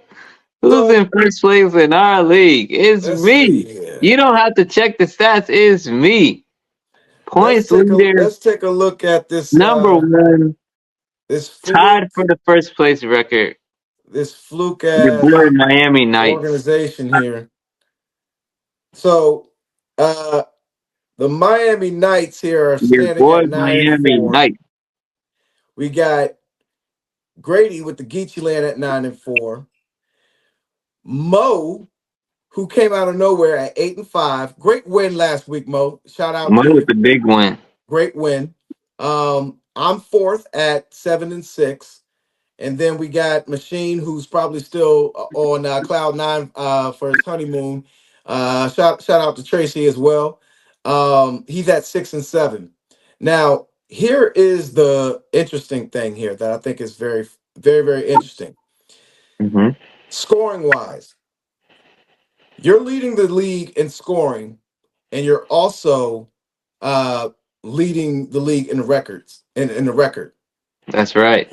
So far in league history, there has not been a team to do the trifecta: regular season title, scoring title, Super Bowl title.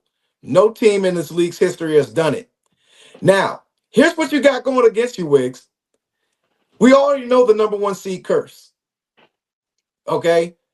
History has shown the third or the fourth seed typically wins. And this is not just in our league, this is actually Yeah. across all leagues. Hmm. Every league that I've been in, every league that I've looked at, the third or fourth seed typically is the team that wins.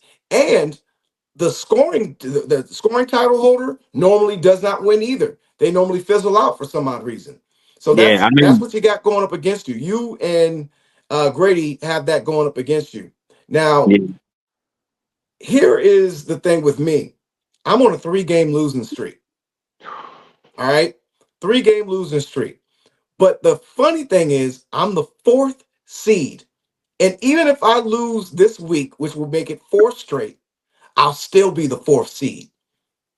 So Mm, if that happens and I win the Super Bowl at a 500 record, that trolling is going to be extended another year. yo, it's just so crazy how fantasy works because it makes sense that something like that could happen.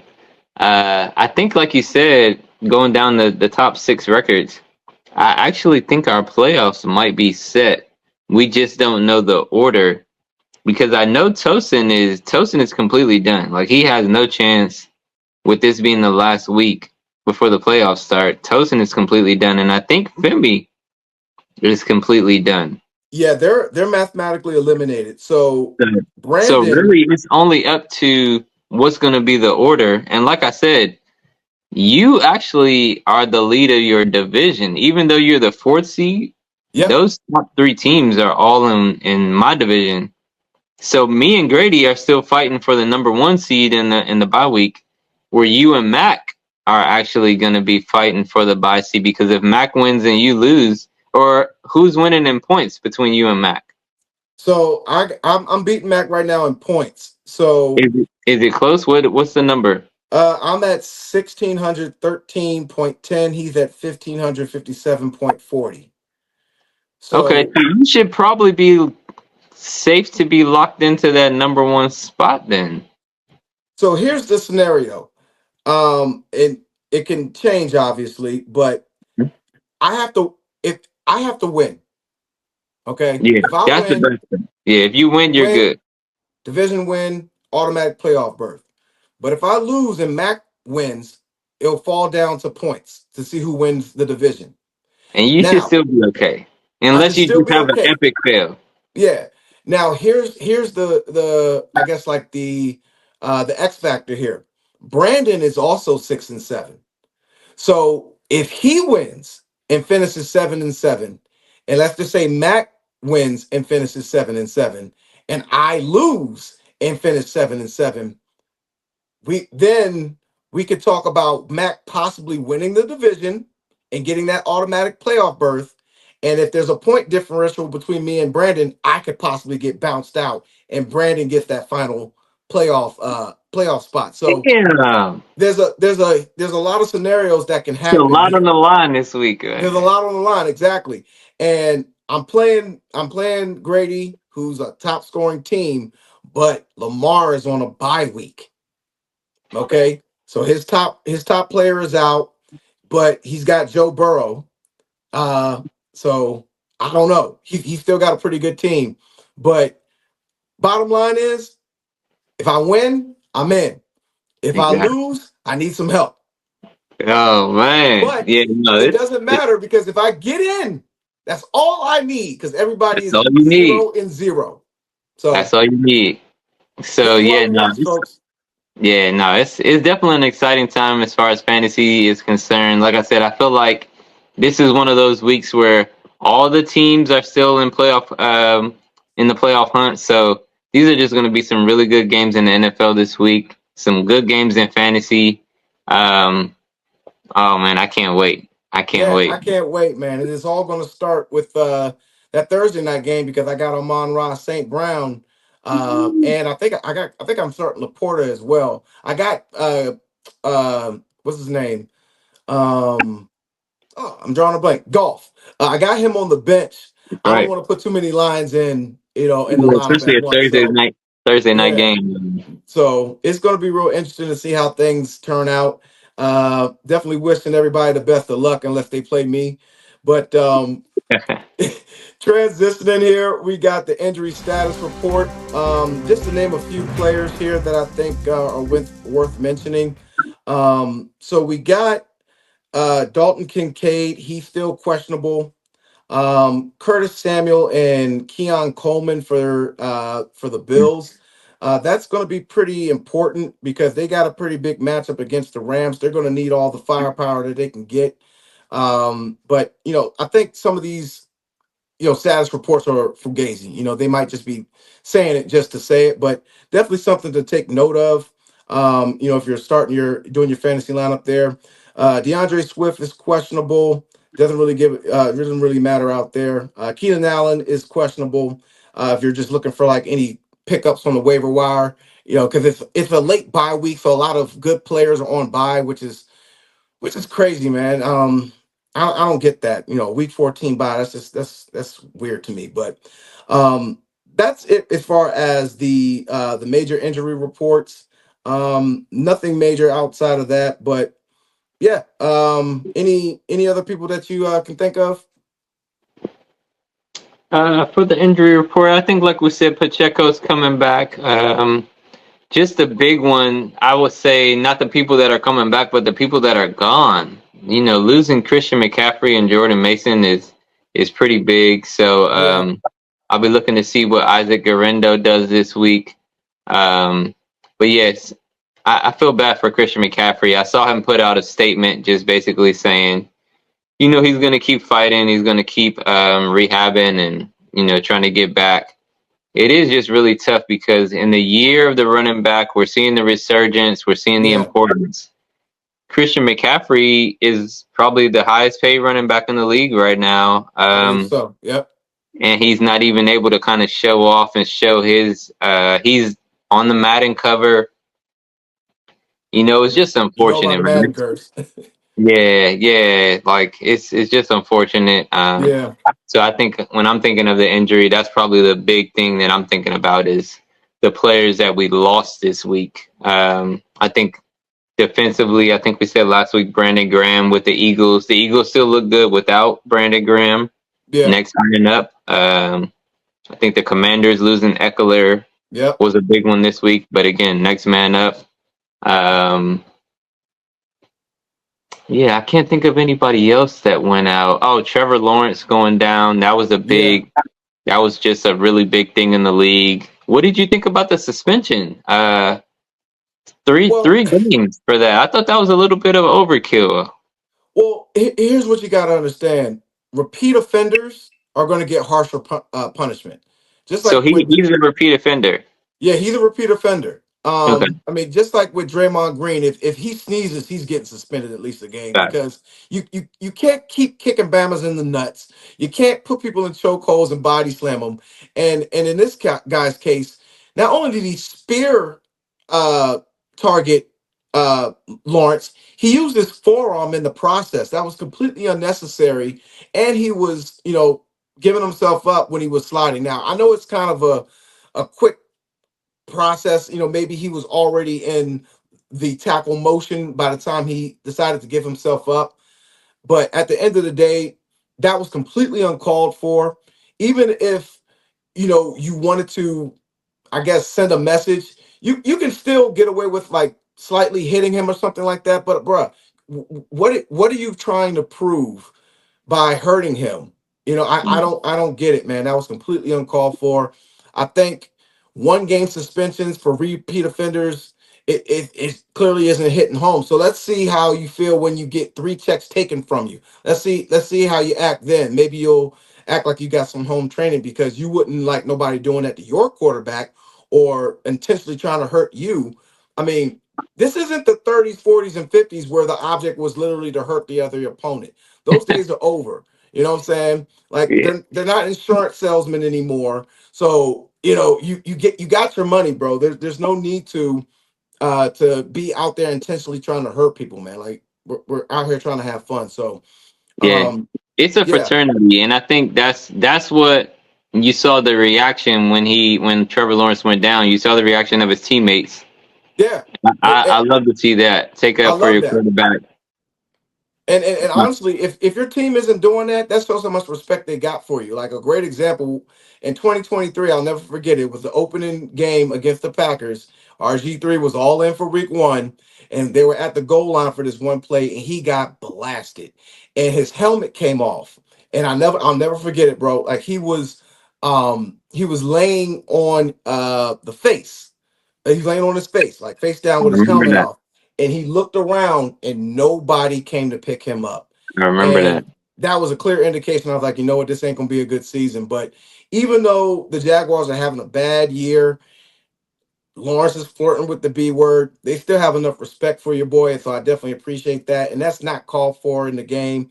Don't appreciate that.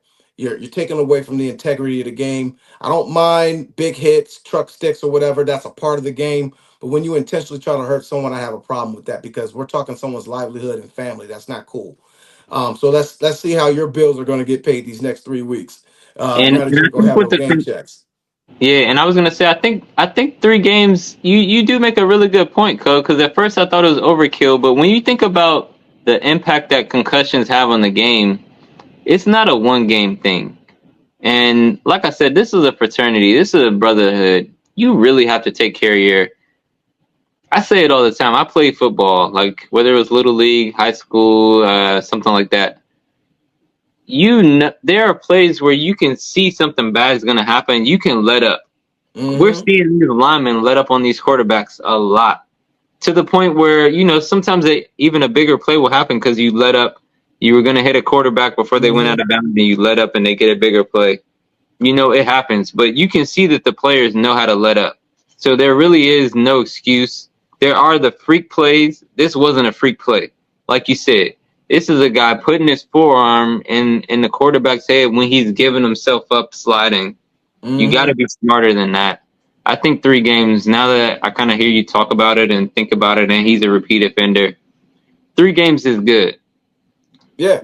Sit You your know, ass down and think about think about what you did, because Trevor Lawrence might not come back for 3 games, if not at longer. least minimum. Yeah, Minimum. minimum. So Yeah. so now And the that season's is already shot, so you might shut them down for the rest of the year. and So I think they should. I think they should. Well, it wouldn't be a reason to bring Trevor back this year. Yeah. So definitely wishing Trevor Lawrence a speedy recovery, and also CMC and everyone else whose season has ended due to injury. I mean, there's a plethora of it. I think just to make this one last point before we move on, as far as the injuries go, the practicing in the off season, they have to find a way to change the format, because you got these players, they're all for a few months, they're out of shape, and then they come back and then they're asked to run full speed. And when you're just getting back to in the swing of things, that really can mess you up if you're not careful, and Hmm. you get hamstring pulls, back tweaks, all this other stuff that linger throughout the training camp and throughout the off season. Then you start the season and now you're getting hit more, right? And you're never at 100%, and you have these nagging injuries that you just keep dealing with, like uh what's his name, Tyreek Hill, still dealing with a wrist injury, running backs and wide receivers with hamstring injuries. Like the list, it could just go on and on. But there's got to be some type of wellness plan or something that they need to revise to try to keep these players healthy. Because when you think about it, CMC, he had two Achilles issues. I know they paid him money, he's obligated, but I'm like, when you think about it, they should have shut him down for the year, bro. Because the Yeah, moment he came back, he had one good game and then he's injured again. yeah, And so like the Achilles tendon is, within that calf muscle, which has ligaments tied to your knee. So he's having issues with his Achilles. How ironic that he has a knee injury. yeah, So exactly. it We is we what hear it all is. I the mean, they're time about paid those millions of dollars, compensation so I guess injuries. they got to play. Yeah, no, I was just gonna say we hear all the time about those compensation injuries. You have one injury in one part of your leg, another part of your leg tries to compensate, that part gets injured. It happens all the time. Like I said, that's why I love what Dan Quinn does. Yeah, For the most part, with we're seeing it with Marshawn Lattimore. You're not healthy, sit, bro. We have enough players. Sit down. Let's wait till you get healthy, because if not, you're gonna get re-injured, or you're just gonna be operating at 70%, 80%. yeah. We need you at 100. Obviously, you're never gonna be 100%, but we need you at your best. We're not a good team if you're operating at 70% and we have another player on the bench that's ready to go. Let's put Yeah, the next man up. Let's keep going.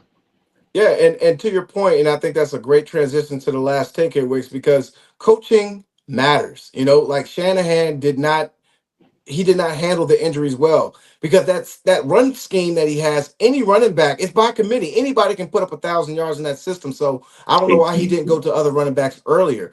And with Quinn managing the injuries in the roster, it's just making him to look like the better coach. And like I said, great transition into the last take here, Brodies, and that is, who is the HCIC? Who's the coach of the year for 2024? There's so many candidates, and we can talk to the cows come home on who we think it is, but there's only really, in my eyes, there's only three legit coach of the year candidates, and I think one of them is going to win, obviously. But let's just go ahead and go over those three potential candidates that I think. You can give me who you think is going to be, and we'll see if we can agree. So here are the three that I think that are going to be the high favorites to win it. Number one, I forgot his first name, but his last name is O'Connell, the head coach in Minnesota. Okay, I think he's the favorite to win because he's literally taking chicken shit and making chicken salad. He got Sam Darnold performing at a high level.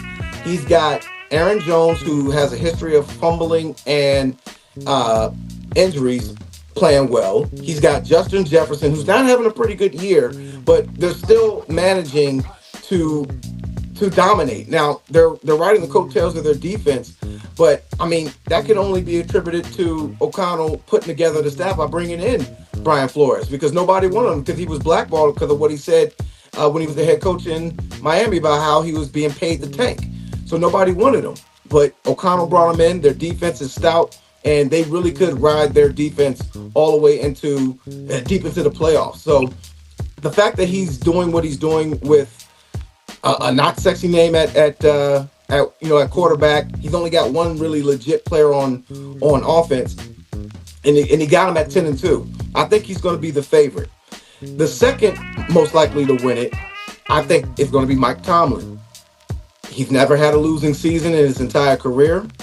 Again, he's got a washed up quarterback that they got out, got off the waiver wires, that was rejected by Denver. Nobody wanted him, and they questioned him on why he hadn't named Justin Fields the starter. And he told them to shut up. I get paid the big bucks to make these decisions. And he was right. He was winning while they were learning. And he knew that once Russell Wilson was ready to go, he was like, now we can see what we can really do. And they were winning during the process. So he's got them ahead of the AFC North. No one expected them to be what they are. They put up 44 points. And they're, like I said, I say it all the time, they're running on all cylinders over there. So I think he's my second pick. And third, I got to, come on, man. It's the Commanders, baby. We got Dan Quinn. Here's why I think he should win. This guy has a winning record with a roster that was overturned by 2/3. He's got completely new people, all on 1-year contracts, all playing together for the first time, and we are winning. You know what I'm saying? And like you said earlier, he's got arguably the best staff in football, man. He's got a bunch of head coaches, former head coaches out there, former Hall of Fame players out there. Man, we got some coaches. So those are my three right there. And out of the three, we may agree on who we think should win. But who do you think? Who do you got for Coach of the Year in 2024, Wicks? Great list. Great list. I have two. I agree with you on two of those. But I actually agree with you on all three, but I have two of those on my list. The one I don't have, I'll start with that one, the Minnesota coach. What'd you say his name was? O'Connell? O'Connell, yeah. Okay.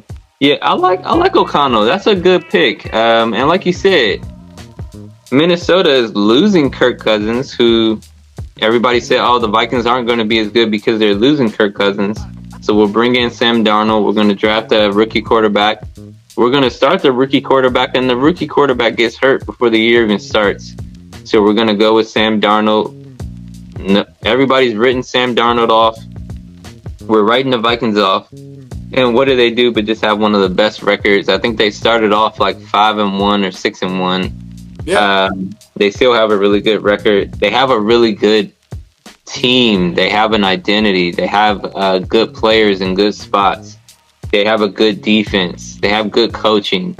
They're developing their players. The players are not upset. You see Justin Jefferson talking about not always getting the ball, but he's like, we're winning. So You're not going to see me complain if I have 2 catches, but everybody else is going off, because that means the offense is looking good. Yeah. That's a really good one. And like I said, I agree with you on the other two. So let me tell you who I added, who you don't have, and that's the Seahawks coach. Coach McDaniel. I'm sorry, I can't think of his first name. I want to say Mike McDaniel, but that's the Dolphins coach. So I can't think of the Seahawks coach name right now. If you could look that up for me. Look that up. But I love their culture. I think I mentioned it before. You can see he came from the Ravens. Trying to see if I can wait for you to find his name. Hold up. Coach Seahawks. Mike McDonald. Yeah, Mike McDonald. Okay, so I knew I was close. Not Mike McDaniel, Mike McDonald. But yeah, Mike McDonald is establishing a culture over there. And Kevin O'Connell for the Vikings. Yeah, O'Connell, and then McDonald for the Seahawks, right? Yeah, Kevin O'Connell for Vikings and Mike McDonald for the Seahawks. Right. Yeah. Right. So Mike McDonald for the Seahawks is establishing a culture. Again, good defense. I think when you can see a team come in and the defense gets better, that just says a whole lot about the team. You see it with Dan Quinn and the Commanders. Our defense has gotten better. We brought in better pieces. I talked about it earlier. We're making moves during the season, sitting defensive tackles. Hey, Matthews, you came in and you played well, but you're not getting it done right now, so we're gonna switch it out. Like, that's a tough decision that a head coach has to make. It's the reason that the Commanders are at 8-5 and the Ravens are at 8-5. Everybody says the Ravens have a better team, but I don't think they have the coaching to go along with that team, which is why the Commanders are at 8-5 and the Ravens are at 8-5. Yep. Quinn is a top head coaching of the year candidate. And Harbaugh is not. One's performing under expectations, the other one's performing above expectations. Exactly. And then Mike Tomlin. So I think I would have Quinn number 1, Tomlin number 2, and McDonald number 3. But let me talk about Tomlin just a little bit more. I think Tomlin, I've already spoken so highly of him. I think he's doing a great job. He's already established a culture for over a decade. Oh no! Oh no! We almost had it. We almost had it. Did we lose Wig? No worries. You know, I think he and I are on the same page when it comes to the Coach of the Year. We both think Mike Tomlin is well deserving of it. He hasn't had a losing season his entire coaching career.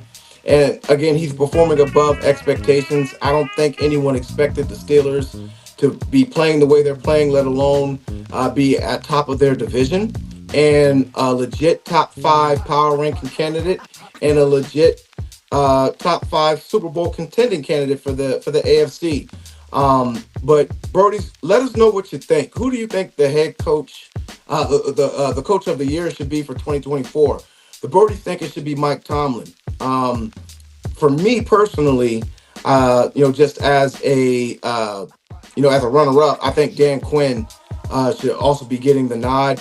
But I think politically speaking, they're probably going to give it to Kevin O'Connell, because out of the 3, and even including Mike McDonald, Kevin O'Connell has the best record. And typically, the coach of the year normally has the best record, or just has done something that can't be explained. Like maybe like Kevin Stefanski last year, when he was able to make the playoffs even though he had 3 to 4 starting quarterbacks.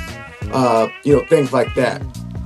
So that is going to be our last take there, Brodies. Definitely appreciate you guys tuning in. If you're not following us, again, you need to follow us at Brodie Sports Talk on Instagram, TikTok, and YouTube. Click on the bottom right-hand corner. But that's the last take. So it doesn't make much sense there to bring my man Brodie back, but he definitely wishes you the love. We definitely wish you the love, and definitely appreciate you guys tuning in. But this is Code World of God here, and this is going to be a wrap here for episode 7 for Brodie Sports Talk. We'll see you guys next week.